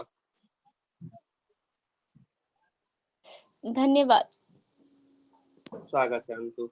अब इसके बाद हम कथानुसार जो है अंकित राज अगर यदि आप हैं, हाँ हैं, तो आप अपना जो जीवन परिचय है आपका वो बताइए। उसके बाद फिर रवीन राज हैं तो वो जीवन परिचय, फिर सीमा कुमारी, मनस्वी कुमारी, इन सभी का जीवन परिचय ही है। तो आप सभी बारी बारी से प्रस्तुत कीजिए। स्वागत है अंकित राज। जी धन्यवाद भैया। नमस्कार सभी को। मैं अंकित राज, स्थानक पार्ट 3 जीडी कॉलेज बेगूसराय का छात्र हूँ। आज इस वेबिनार में हम लोग राष्ट्रकवि रामधारी सिंह दिनकर जी के ऊपर चर्चा करने को उपस्थित हुए हैं। राष्ट्रकवि दिनकर जी का गृह जिला बेगूसराय है तथा मुझे ये कहते हुए गर्व हो रहा है कि मुझे राष्ट्रकवि दिनकर के धरती पर अवस्थित जीडी कॉलेज से अपने शिक्षण कार्य को बढ़ाने का सौभाग्य प्राप्त हुआ है। हम जब कभी भी महान कवियों की बात करते हैं तो ऐसा हो ही नहीं सकता है कि रामधारी सिंह दिनकर की बात ना करें। रामधारी सिंह दिनकर को भारत आज भी एक महान कवि के रूप में याद करता है। वह आज़ादी के समय के सर्वश्रेष्ठ कवियों में से एक गिने जाते हैं। उनकी कविताएं आज़ादी को पाने के जोश को दर्शाती है। वह अपनी क्रांतिकारी कविताओं के लिए प्रसिद्ध थे। उनमें देशभक्ति की भावना बहुत ज्यादा मात्रा में था। वह हमारे देश के लिए कुछ भी कर गुजरने को तैयार थे। वह एक अच्छे कवि होने के साथ साथ निबंधकार, पत्रकार और स्वतंत्रता सेनानी भी थे। रामधारी सिंह दिनकर का बचपन। रामधारी सिंह दिनकर का जन्म 23 सितंबर 1908 को हुआ था। उनका जन्म स्थान मुंगेर वर्तमान के बेगूसराय जिला के सिमरिया गांव में हुआ था। रामधारी सिंह दिनकर के पिता का नाम रवि सिंह था और वह एक साधारण किसान थे। उनकी माता का नाम मनरूप देवी था। उनके जीवन में सब सही चल रहा था, पर एक दिन जब उन्होंने अपने जीवन के 2 वर्ष पूरे किए तो रामधारी सिंह दिनकर के पिता का निधन हो गया। उनकी माता पे मुसीबतों का पहाड़ टूट पड़ा। उनका हंसता खेलता परिवार बिखर गया। पर विधवा मनरूप देवी ने सोचा कि अगर वह इस कदर बिखर गई तो फिर उनके बच्चों को कौन संभालेगा। उनके पिता के गुजरने के बाद अब उनकी माता भी खेती बाड़ी का काम संभालने लगी। रामधारी सिंह दिनकर का समय अब अपनी माता के साथ बीतने लगा। खेतों और खलिहानों के बीच इनका समय बीतता था। यही एक कारण है कि इन्होंने प्रकृति पर खूब कविताएं लिखी है। रामधारी सिंह दिनकर की शिक्षा। रामधारी सिंह दिनकर का विद्यार्थी जीवन उनके गांव के एक प्राथमिक विद्यालय में शुरू हुआ था। उनके बाद वह बड़े हुए तो उन्होंने मोकामा घाट हाई स्कूल में दाखिला लिया। हिंदी, संस्कृत, मैथिली, बंगाली, उर्दू और अंग्रेजी साहित्य पर उन्होंने अपनी पकड़ मजबूत बना ली थी। इतिहास, राजनीति और दर्शन शास्त्र जैसे विषयों पर उन्होंने मन लगाकर पढ़ते थे। रामधारी सिंह दिनकर ने 1928 में मैट्रिक की परीक्षा पास किया था। साल 1932 में इनको इतिहास में BA ऑनर्स डिग्री प्राप्त हुई। कहते हैं वही हाई स्कूल में पढ़ने के दौरान ही इनका शादी हो गया था और शादी के कुछ वर्ष बाद ही इनको एक पुत्र की प्राप्ति भी हुई थी। ऐसे में पढ़ाई जारी रखना बहुत मुश्किल हो गया था, परंतु फिर भी वो हारे नहीं और मन लगाकर पढ़ते रहे। रामधारी सिंह की उपलब्धियां। रामधारी सिंह दिनकर ने शिक्षा प्राप्त करके सबसे पहले अध्यापक के रूप में स्कूल में नियुक्त हुए। उन्होंने 1963 से 1965 तक भागलपुर विश्वविद्यालय में उप कुलपति के रूप में भी काम किया। मुजफ्फरपुर के लंगट सिंह कॉलेज में उन्होंने हिंदी के विभाग अध्यक्ष पद पर नियुक्त किया गया था। उन्हें राज्यसभा का सदस्य बनने का भी सौभाग्य प्राप्त हुआ। भारत सरकार ने उन्हें अपना हिंदी सलाहकार भी बनाया। रामधारी सिंह दिनकर की भाषा शैली। रामधारी सिंह दिनकर की लिखने की कला जबरदस्त थी। वह अपनी लगभग सभी कविताओं में साहित्यिक खड़ी बोली का प्रयोग किया करते थे। वह अपनी कविताओं में संस्कृत के तत्सम शब्दों का भी इस्तेमाल किया करते थे। क्योंकि इनका बचपन प्राकृतिक के आसपास ही गुजरा, इसलिए उनकी कविताओं में प्राकृतिक सौंदर्य भी झलकता है। इसके साथ उनकी कविताओं में देश प्रेम को भी बहुत अच्छे से दर्शाया गया है। रामधारी सिंह दिनकर की प्रमुख कविताएं। कलम आज उनकी जय बोल। रामधारी सिंह दिनकर की प्रमुख काव्य कृतियां। विजय संदेश, प्रणभाग, रेणुका, हुंकार, धूप छाव, कुरुक्षेत्र, रेशमीरथी, दिल्ली, चक्रवाल जैसे इनकी प्रमुख कृतियां हैं। रामधारी सिंह दिनकर की प्रमुख गद्य कृतियां हैं। मिट्टी की ओर, चित्तौड़ का साका, रेती के फूल, हमारी संस्कृति एकता, भारत की सांस्कृतिक कहानी, संस्कृति के 4 अध्याय, उजली आग, देश विदेश, राष्ट्रभाषा और राष्ट्रीय एकता, काव्य की भूमिका। रामधारी सिंह दिनकर के कुछ अनमोल विचार। साहसी मनुष्य की पहली पहचान यह है कि वह इस बात का चिंता नहीं करता कि तमाशा देखने वाले लोग उसके बारे में क्या सोच रहे हैं। रोटी के बाद मनुष्य की सबसे बड़ी कीमती चीज उसकी संस्कृति होती है। दूसरों की निंदा करने से आप अपनी उन्नति को प्राप्त नहीं कर सकते हैं। आपकी उन्नति तो तब भी होगी जब आप अपने आप को सहनशील और अपने अवगुणों को दूर करेंगे। ऊंच नीच का भेद न माने वही श्रेष्ठ ज्ञानी है। दया धर्म जिसमें हो सबसे वही पूज्य प्राणी है। क्षत्रिय वही भरी जो जिसमें निर्भयता की आग सबसे श्रेष्ठ वही ब्राह्मण है जो हो सके जो हो जिसमें तप त्याग। रामधारी सिंह दिनकर को प्राप्त पुरस्कार। रामधारी सिंह दिनकर ने हिंदी साहित्य में उल्लेखनीय योगदान दिया। उनको अपनी रचनाओं के लिए पुरस्कार भी हासिल हुआ, जैसे कि पद्म भूषण, साहित्य अकादमी पुरस्कार, भारतीय ज्ञानपीठ पुरस्कार, साहित्य चूड़ामणि। रामधारी सिंह नहीं, दिनकर बैठे का बैठे काट देते हैं हम। रामधारी सिंह दिनकर का निधन। रामधारी सिंह दिनकर अपने समय के सर्वश्रेष्ठ कवियों में से एक रहे थे। उन्होंने हिंदी साहित्य को एक नया मुकाम दिया। उनका मन देश प्रेम के रस में डूबा हुआ था। वह एक महान लेखक और कवि थे। अपने अंतिम दिनों में वह बेगूसराय, बिहार में रहे थे। उनका निधन 24 अप्रैल 1974 को हुआ था। जिस समय उनका निधन हुआ उनकी आयु 65 वर्ष थी। अंत में मैं इतना ही कहना चाहूंगा कि राष्ट्रकवि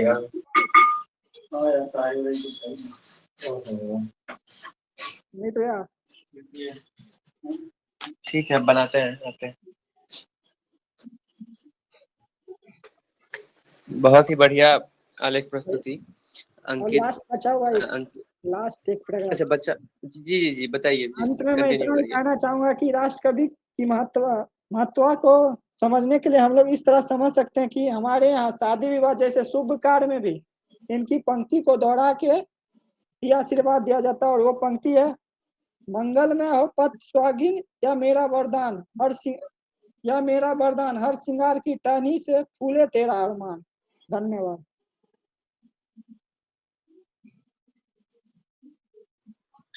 बहुत ही बढ़िया प्रस्तुति, आलेख लेखन, और बहुत ही खुशी होती है कि हिंदी बैकग्राउंड नहीं होने के बाद भी, आप साहित्य के छात्र न होने के बाद भी आप इतनी रुचि रखते हैं और नियमित इस विशेष सत्र से जुड़ते हैं, और हम लोग बहुत ही प्रभावित होते हैं आपसे। बहुत ही बढ़िया अंकित राज, बहुत ही बढ़िया। धन्यवाद। अब इस कड़ी को आगे बढ़ाते हुए हम रवीन राज अगर उपस्थित हैं तो अपना आलेख प्रस्तुत कीजिए। शायद वो नहीं है ना? तो उसके बाद सीमा कुमारी। सीमा, अगर मेरी आवाज सुन रही हो तो अपना आलेख प्रस्तुति कीजिए। स्वागत है सीमा।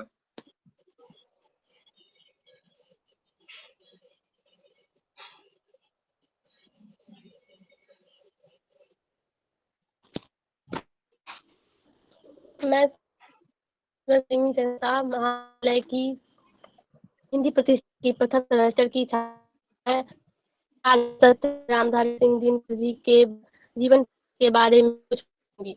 रामधारी सिंह दिनकर जी का जन्म 22 सितंबर 1908 में हुआ और उनका निधन 24 अप्रैल 1974 में हुआ और उनका जन्म सिमरिया, बेगूसराय, बिहार में हुआ था और उनकी माता जी का नाम मनरूप देवी था और इनकी पिताजी का नाम रवि सिंह था। इनकी पत्नी का नाम श्यामवती देवी था। प्रारंभिक 1928 में मोकामा घाट रेलवे हाई स्कूल में, 1932 में पटना कॉलेज से BA ऑनर्स इतिहास वृत्ति, प्रधानाध्यापक स्कूल बड़बिघा सब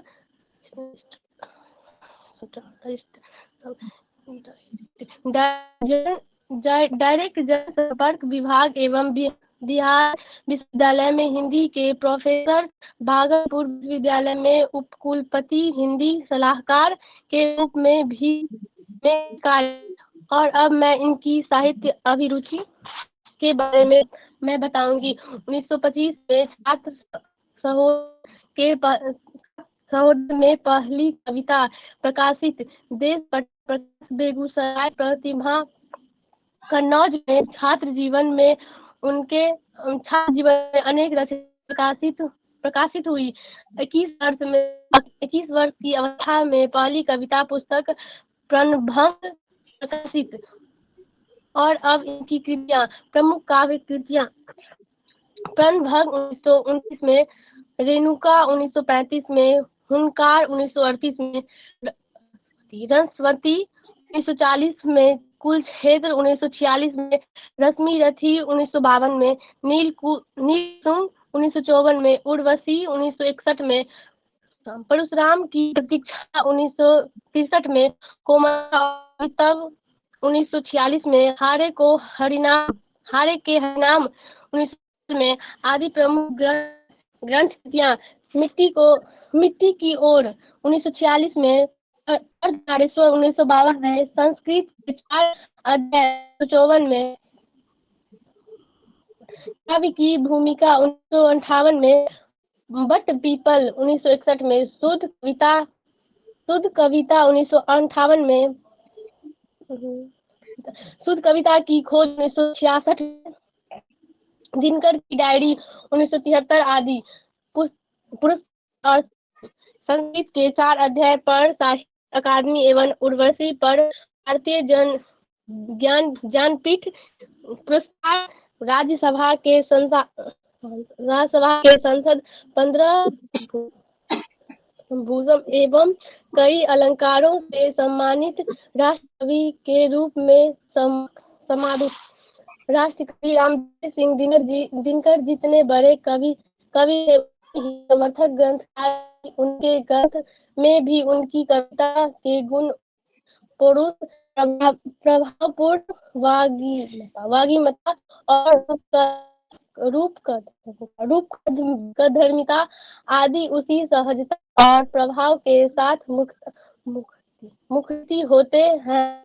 उनकी कविता में उनके की ओर है, उनकी भाषा कुछ भी छिपाई नहीं, सब कुछ उजागर कर। अब यह पाठकों श्रोताओं की गहनशीलता पर निर्भर करता है कि वह कितनी जागरूक और चौकन्ना है। उनकी प्राक्रमिक वाणी से सन्नाटे और मौन के संकृत निषेध का बल भी होगा। वो उन बढ़ी हुई वाणी है। दिनकर छायावादोत्तर युग के प्रमुख कवि हैं। ये भारतेंदु युग से प्रमाण राष्ट्रीय धारा के एक महत्वपूर्ण आधुनिक कवि हैं। कविता लिखने की बात उन्होंने 30 के दशक में ही कर दी थी, किंतु अपनी संवेदना और भाव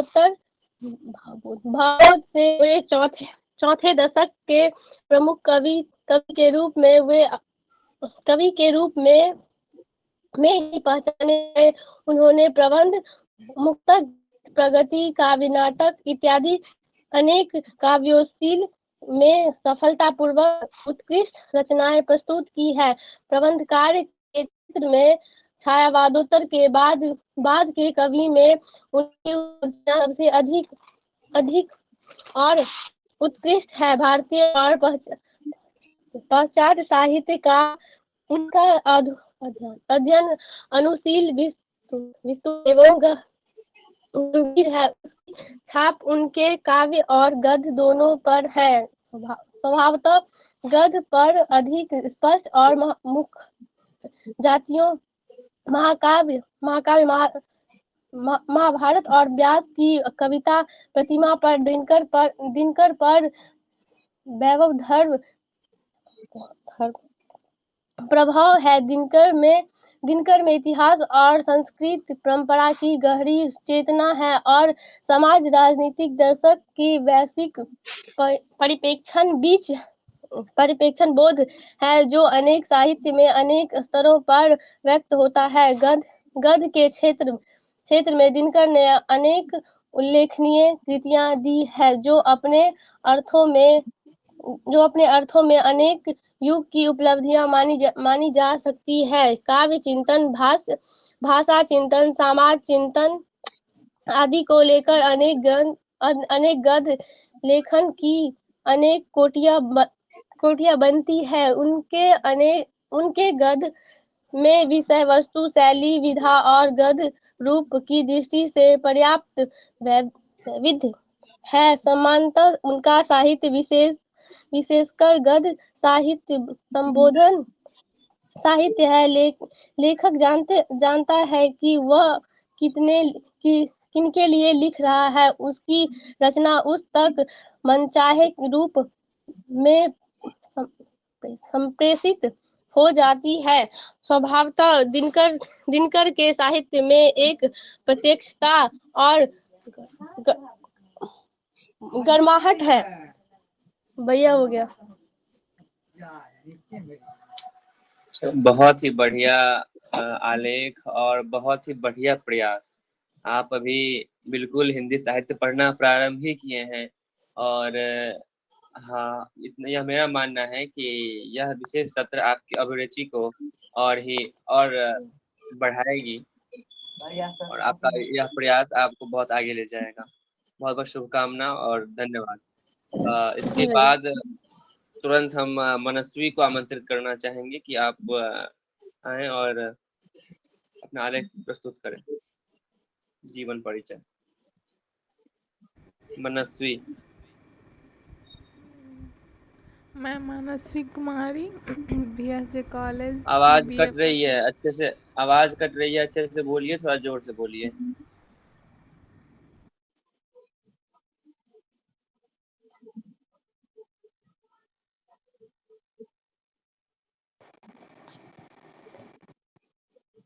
अब जा रही है भैया। हाँ ठीक है, बोलिए। मैं मनस्वी कुमारी बीएसजे कॉलेज बीए फर्स्ट सेमेस्टर की छात्रा हूँ। मैं आज रामधारी दिनकर के बारे में जीवन परिचय के बारे में कुछ कहना चाहती हूँ। रामधारी सिंह दिनकर हिंदी के प्रमुख लेखक, कवि व निबंधकार थे। वे आधुनिक युग के श्रेष्ठ वीर रस के कवि के रूप में स्थापित हैं। दिनकर स्वतंत्रता पूर्व एक विद्रोही कवि के रूप में स्थापित हुए और स्वतंत्रता के बाद राष्ट्रकवि के नाम से जाने गए थे। छायावादोत्तर कवियों की पहली पीढ़ी के कवि थे। एक ओर उनकी कविताओं में ओज, विद्रोह, उक्रोश और क्रांति की पुकार है, तो दूसरी ओर कोमल श्रृंगारिक भावनाओं की अभिव्यक्ति है। इन्हीं दो प्रवृत्तियों का चरम उत्कर्ष हमें उनकी कुरुक्षेत्र और उर्वशी नामक कृतियों में मिलता है। और इनका जन्म, रामधारी सिंह दिनकर जी का जन्म 23 सितंबर 1908 को बिहार के बेगूसराय जिले के सिमरिया गांव में एक सामान्य किसान रवि सिंह तथा उनकी पत्नी मनरूपी देवी के पुत्र के रूप में हुआ था। दिनकर 2 वर्ष के थे जब उनके पिता का देहांत हो गया। परिणामतः दिनकर और उनके भाई बहनों का पालन पोषण उनकी विधवा माता ने किया। दिनकर का बचपन और कौसार देहात में बीता, जहां दूर तक फैले खेतों की हरियाली, बांसों के झुरमुट, आमों के बगीचे और कांस के बिस्तर थे। प्रकृति की इस सुषमा का प्रभाव दिनकर के मन में बस गया, पर शायद इसलिए वास्तविक जीवन की कठोरताओं का भी अधिक गहरा प्रभाव पड़ा। और इनकी शिक्षा के बारे में, संस्कृत के एक पंडित के पास अपनी प्रारंभिक शिक्षा प्रारंभ करते हुए दिनकर जी ने गांव के प्राथमिक विद्यालय से प्राथमिक शिक्षा प्राप्त की। एक निकटवर्ती बोरो नामक ग्राम में राष्ट्रीय मिडिल स्कूल, जो सरकारी शिक्षा व्यवस्था के विरोध में खोला गया था, में प्रवेश प्राप्त किया। यहीं से इनके मनोमस्तिष्क में राष्ट्रीयता की भावना का विकास होने लगा था। हाई स्कूल की शिक्षा इन्होंने मोकामा घाट हाई स्कूल से प्राप्त की। इसी बीच इनका विवाह भी हो चुका था तथा ये एक पुत्र के पिता भी बन चुके थे। 1928 में मैट्रिक के बाद दिनकर ने पटना विश्वविद्यालय से 1932 में इतिहास में बीए ऑनर्स किया। उन्होंने संस्कृत, बंगला, अंग्रेजी और उर्दू का गहन अध्ययन किया था। धन्यवाद।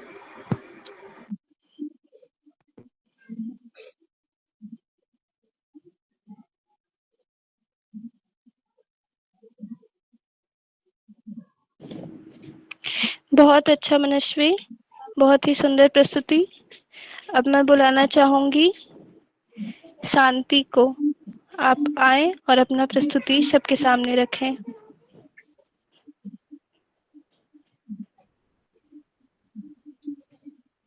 जी, मैं शांति कुमारी बीएसए कॉलेज हिंदी प्रतिष्ठा तृतीय वर्ष की छात्रा हूँ। मेरा है रामधारी सिंह दिनकर का परिचय और उनकी काव्यात्मक विशेषता। दिनकर जी का जन्म 24 सितंबर 1908 के बिहार बेगूसराय जिले के सिमरिया गांव में भूमिहार ब्राह्मण परिवार में हुआ था। उन्होंने पटना विश्वविद्यालय से हिंदी राजनीतिक विज्ञान में बीए किया। उन्होंने संस्कृत, बंगला, अंग्रेजी और उर्दू का गहन अध्ययन किया था।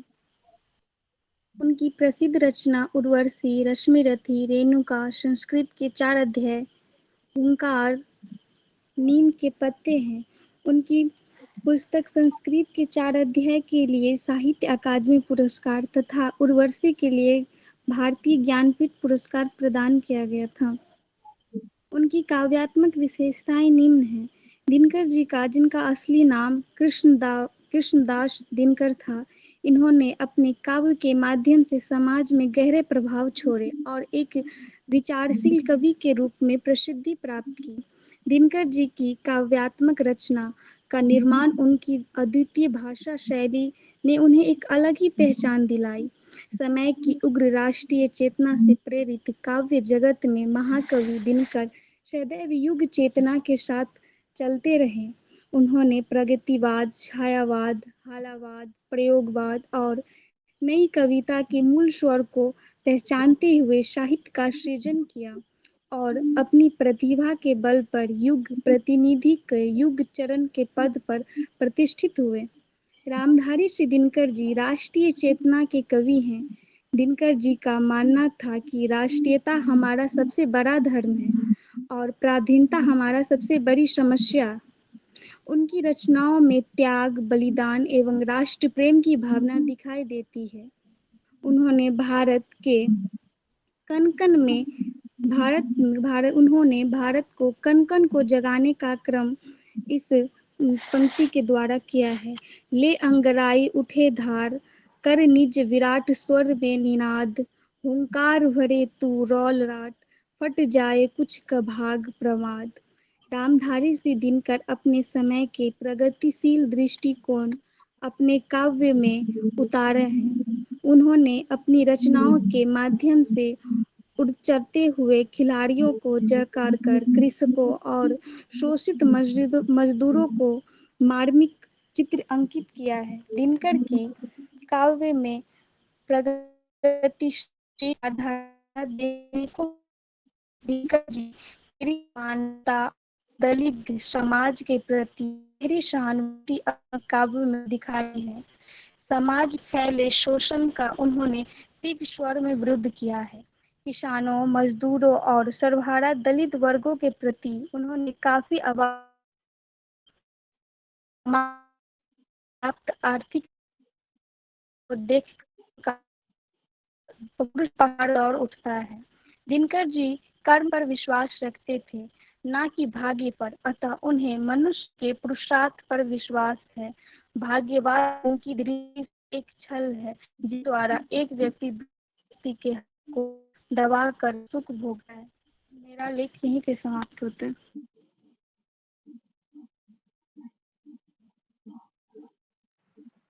बहुत अच्छी प्रस्तुति। आपने बहुत ही सरल शब्दों में बहुत ही सहज तरीके से दिनकर जी का परिचय एवं उनकी काव्यगत विशेषताओं से हमें अवगत कराया। बहुत धन्यवाद आपका। अब मैं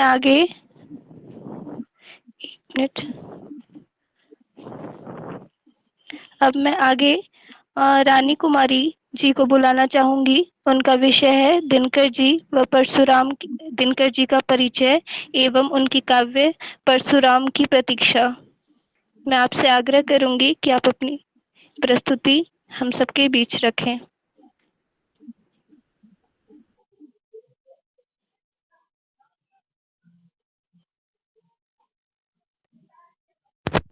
हेलो, मेरी आवाज़ आ रही है आपको? जी, आ रही है आपकी आवाज़।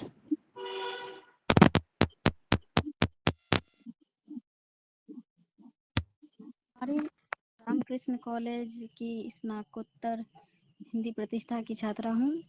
दिनकर जी की जीवन परिचय के बारे में सभी ने तर्कपूर्वक दिए हैं, इसलिए मैं उनकी जीवन परिचय को स्थगित करते हुए उनकी काव्य रचना परशुराम की प्रतीक्षा का वर्णन करती हूँ।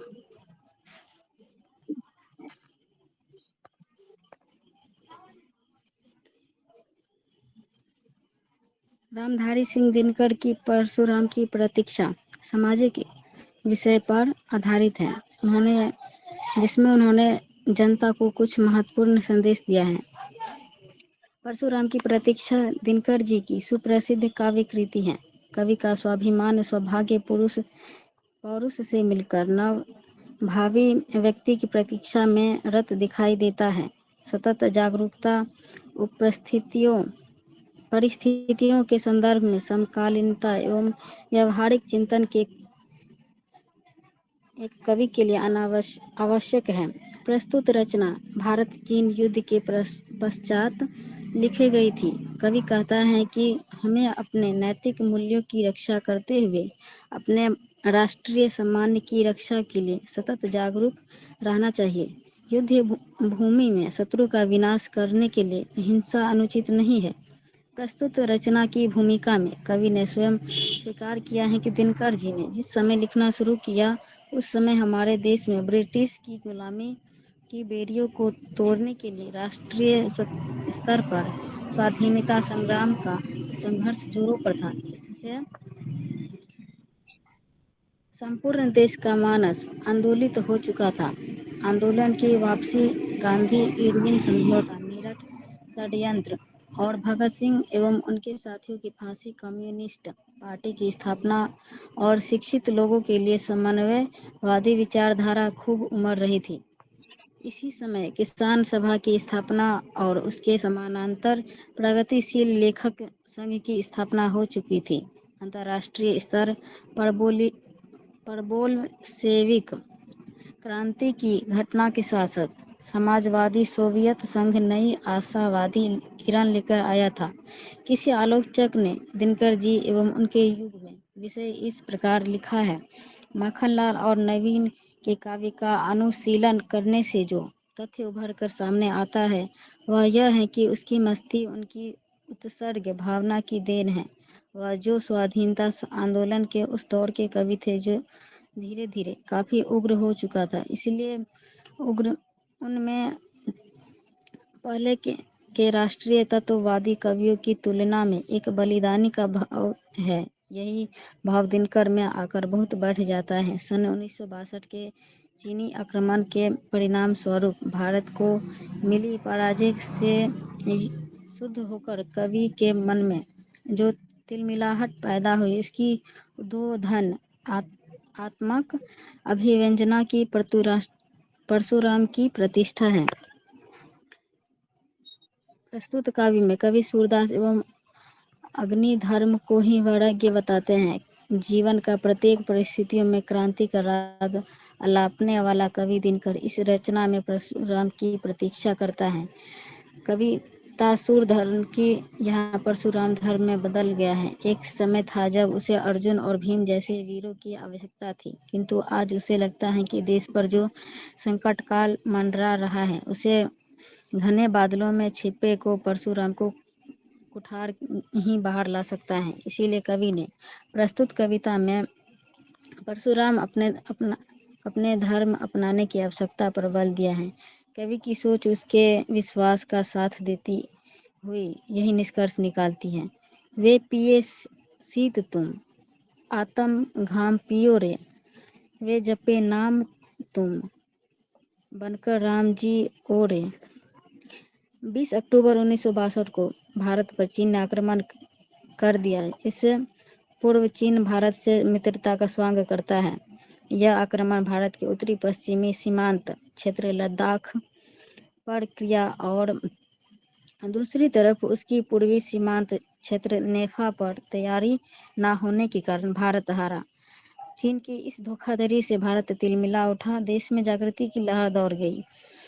जन सामान्य में आक्रोश उभरा और साहित्यकारों के मन में मस्तिष्क में एक प्रतिक्रिया ने जन्म लिया। कितने ही कवियों की लेखनी ही राष्ट्रीय कविताएं लिखी गई। दिनकर जी द्वारा लिखित काव्य परशुराम की प्रतीक्षा अभी उपयुक्त पराजय की प्रतिक्रिया का परिणाम ही था। नेफा युद्ध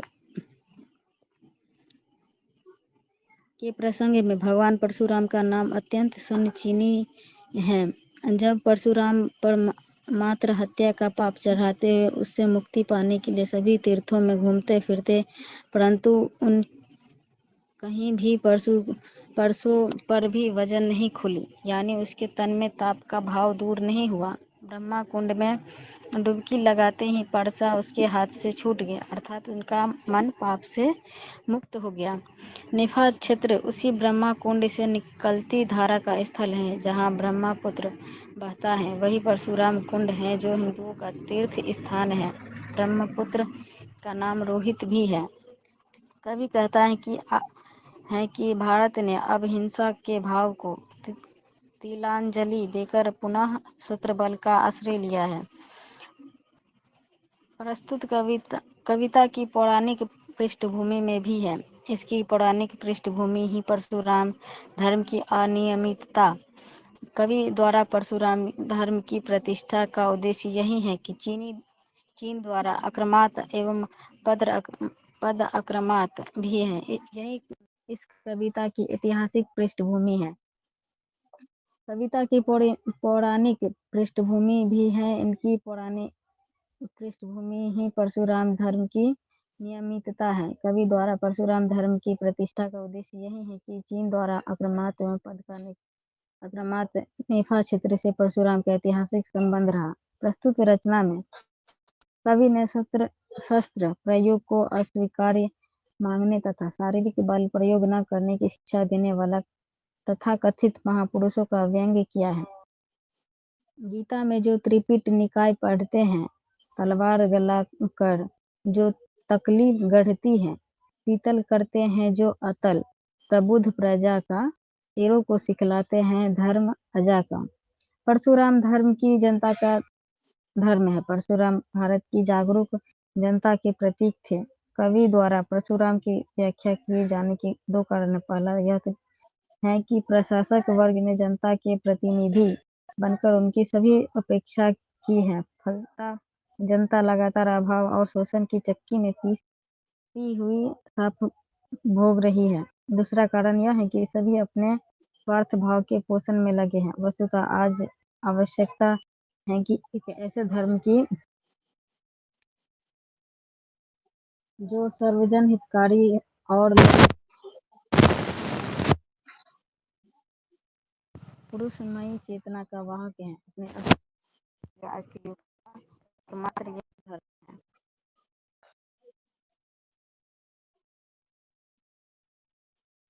कवि के परशुराम धर्म के वर्णन के लिए अनेक तथ्यों एवं स्थितियों को स्वीकार करना आवश्यक है। इस धर्म के निर्वाहक के लिए आवश्यक तत्व। स्वतंत्रता की परशुराम धर्म का प्रथम तत्व स्वतंत्रता की कमान है। इसके बिना इस कामना की पूर्ति नहीं की जा सकती। यह भावना वह भावना है जो आंतरिक और निरंतर चलने वाली भावना है। कवि कहते हैं स्वतंत्रता की कामना देने के लिए स्वाभिमान पूर्वक जीना तो आवश्यक है ही, वीरता के साथ साथ हथियारों से युक्त होना भी है।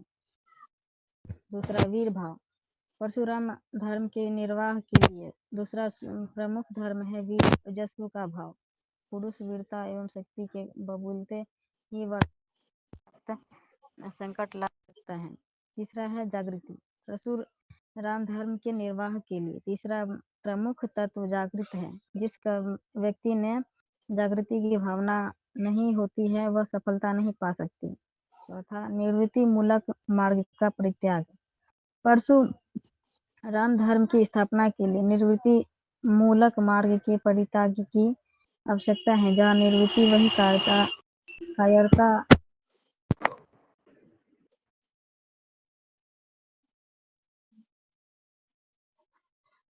पराजय है, जो जातीय विनय और क्रोध में ही विजय का बीज खोजती है। पांचवा, व्यंग्य वर्ग वैमनस्य का विरोध। कवि ने वैमनस्य का विरोध किया है, कहा है कि परशुराम धर्म के लिए ही इस असमानता को व्याप्त किया जा सकता है।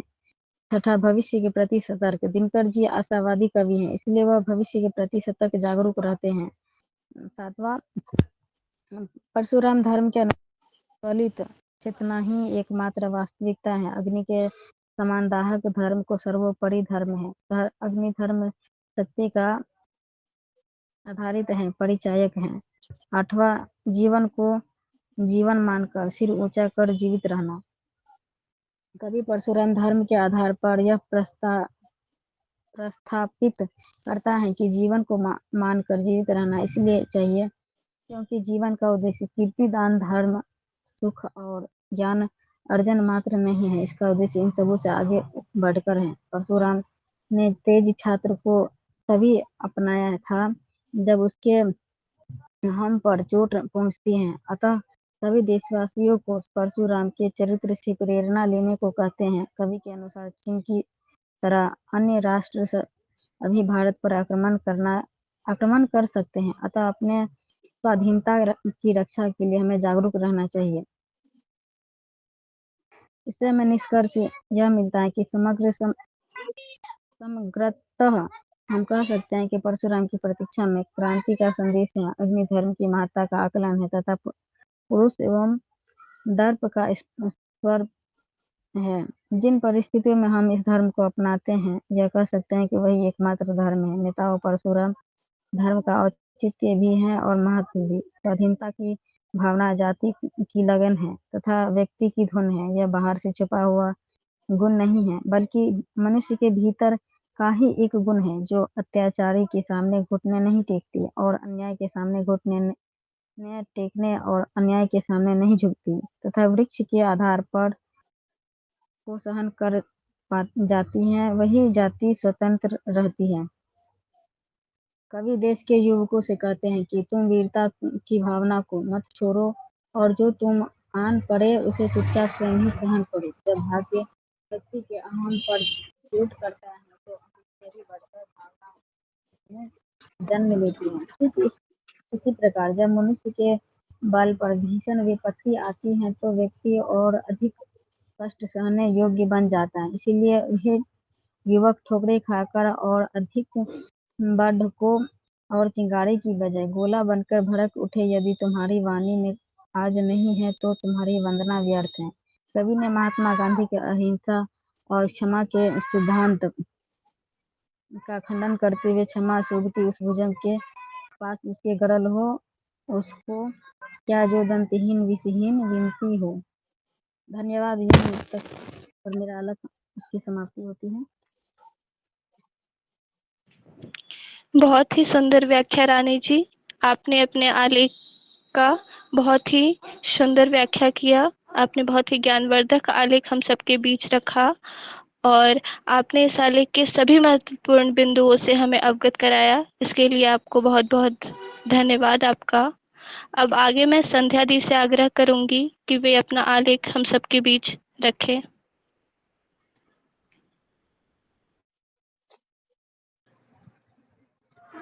इस सेमिनार के 5वें सत्र में आप सभी का स्वागत है। सभी को मेरा नमस्कार। मैं संध्या कुमारी विशेश्वर सिंह जनता महाविद्यालय राजनगर मधुबनी हिंदी प्रतिष्ठा तृतीय खंड की छात्रा हूँ। आज का हमारा मुख्य विषय रामधारी सिंह दिनकर की भाषा शैली, हिंदी साहित्य में योगदान एवं पुरस्कार। रामधारी सिंह दिनकर की भाषा शैली। दिनकर जी की भाषा शुद्ध साहित्य, संस्कृत निष्ठ, प्रांजल, प्रौढ़, सुबोध तथा परिमार्जित खरी बोली है।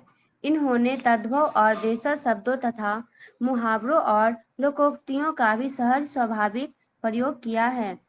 इनकी शैलियों में विवेचनात्मक, समीक्षात्मक, भावात्मक, सूक्तिपरक शैली प्रमुख रूप से हैं। गद्य शैली दिनकर जी की शैली के विविध रूप देखने को मिलते हैं। पहला, विवेचनात्मक शैली। दिनकर जी ने गंभीर विषयों के विवेचन के लिए विवेचनात्मक शैली को अपनाया है। संस्कृति के 4 अध्याय में यह शैली दर्शनीय है। दूसरा, आलोचनात्मक शैली। आलोचनात्मक निबंधों एवं समीक्षात्मक रचनाओं में दिनकर जी ने आलोचनात्मक शैली को अपनाया है। इस शैली के उदाहरण मिट्टी की ओर तथा शुद्ध कविता की खोज में मिलते हैं। तीसरा, भावात्मक शैली। कुछ भावपूर्ण विषयों को स्पष्ट करने में दिनकर जी ने भावात्मक शैली अपनाई है। इसमें काव्यात्मक सरसता, आलंकारिकता तथा भाषागत ललित दर्शनीय है। चौथा, सूक्तिपरक शैली। कुछ स्थानों पर दिनकर जी ने सूक्तिपरक शैली भी अपनाई है। इसका एक उदाहरण देखें। ईर्ष्या की बड़ी बेटी का नाम निंदा है। रामधारी सिंह दिनकर का हिंदी साहित्य में योगदान।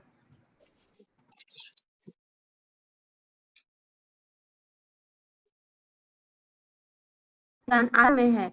छायावादोत्तर हिंदी काव्यधारा के प्रमुख कवि, आलोचक, विचारक और निबंधकार के रूप में हिंदी जगत में दिनकर जी आदर के साथ स्मरण किए जाते रहेंगे। रामधारी सिंह दिनकर जी की सबसे बड़ी विशेषता है इनका समय के साथ निरंतर गतिशील रहना। यह इनके क्रांतिकारी व्यक्तित्व और ज्वलंत प्रतिभा का परिचायक है। फलतः गुप्त जी के बाद ये ही राष्ट्रकवि पद के सच्चे अधिकारी बने और इन्हें युग चरण, राष्ट्रीय चेतना का वैतालिक और जन जागरण का अग्रदूत जैसे विशेषणों से विभूषित किया गया। ये हिंदी के गौरव हैं, जिन्हें पाकर सचमुच हिंदी कविता धन्य हुई। रामधारी सिंह दिनकर के पुरस्कार। पहला, संस्कृति के 4 अध्याय नामक कृति के लिए इन्हें सन 1959 ईस्वी में साहित्य अकादमी पुरस्कार से सम्मानित किया गया। दूसरा, भारत के प्रथम राष्ट्रपति डॉक्टर राजेंद्र प्रसाद द्वारा इन्हें सन 1959 ईस्वी में पद्म विभूषण की उपाधि से सम्मानित किया गया। तीसरा, दिनकर जी को इनकी रचना कुरुक्षेत्र के लिए काशी नागरी प्रचारिणी सभा से सम्मानित किया गया। चौथा, भागलपुर विश्वविद्यालय के तत्कालीन कुलाधिपति और बिहार के राज्यपाल जाकिर हुसैन, जो बाद में भारत के राष्ट्रपति बने, ने इन्हें डॉक्टरेट की मानद उपाधि से सम्मानित किया तथा गुरु महाविद्यालय ने इन्हें विद्या वाचस्पति के लिए चुना। पांचवा, सन 1968 ईस्वी में राजस्थान विद्यापीठ ने इन्हें साहित्य चूड़ामणि से सम्मानित किया। छठा, सन 1972 ईस्वी में काव्य रचना उर्वशी के लिए इन्हें ज्ञानपीठ पुरस्कार से सम्मानित किया गया। एवं सातवां, सन 1972 ईस्वी में ये राज्यसभा के लिए चुने गए और लगातार 3 बार राज्यसभा के सदस्य रहे। इन्हीं शब्दों के साथ मैं अपनी वाणी को विराम देती हूँ। धन्यवाद।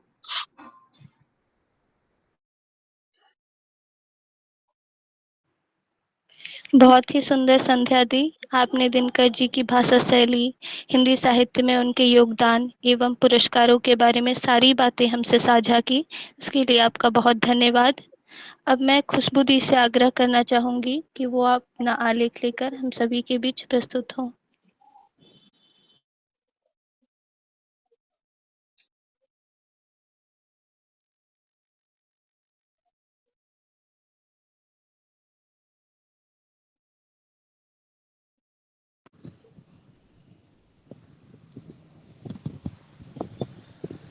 मेरा नाम खुशबू कुमारी है। मैं दरभंगा जिला मिल्लत कॉलेज की विद्यार्थी हूँ। मैं प्रथम वर्ष की छात्रा हूँ।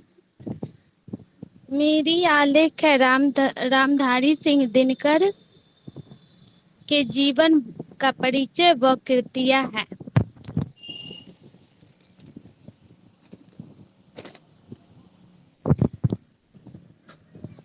दिनकर जी का जन्म सन 23 सितंबर सन 1908 में बिहार के बेगूसराय जिला के सिमरिया घाट नामक ग्राम में एक साधारण किसान परिवार में हुआ था। इसकी प्रारंभिक शिक्षा घर पर ही हुई थी। इन्हें कविता लिखने का शौक विद्यार्थी जीवन से ही था। हाई स्कूल पास करने के बाद ही इन्होंने प्राणभंग नामक काव्य पुस्तक लिखी, जो सन 1929 में प्रकाशित हुई। सन 1932 में बीए परीक्षा उत्तीर्ण करके इन्होंने एक उच्च माध्यमिक विद्यालय में प्रधान अध्यापक के पद पर कार्य किए। इसके बाद अवर निबंध के पद पर सरकारी नौकरी में चले गए। बाद में प्रचारी विभाग के निर्देशक के पद पर स्वतंत्रता प्राप्ति के बाद तक कार्य करते रहे। इसके बाद इन्होंने विश्वविद्यालय में हिंदी विभाग के अध्यक्ष पद पर कुछ समय तक कार्य किए।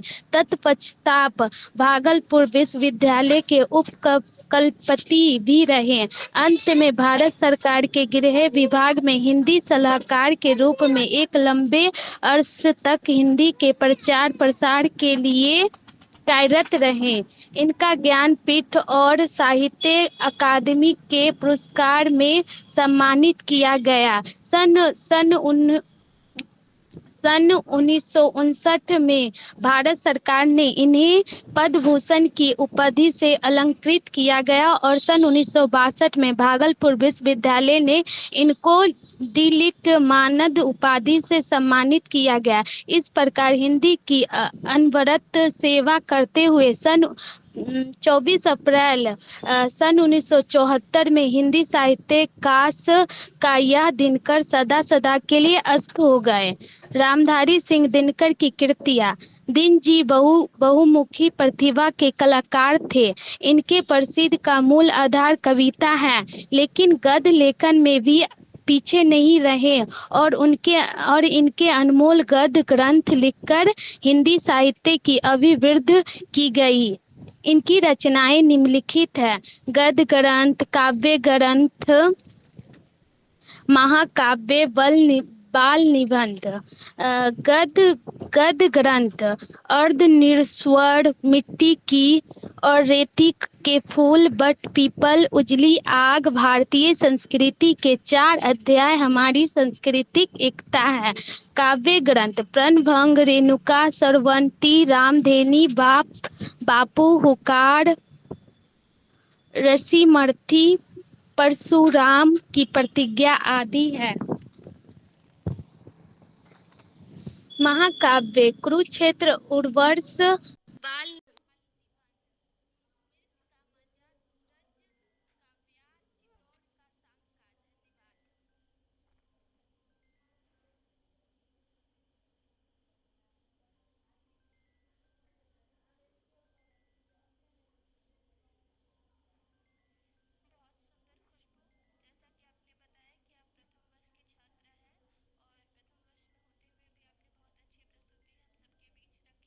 इसके लिए आपका बहुत धन्यवाद।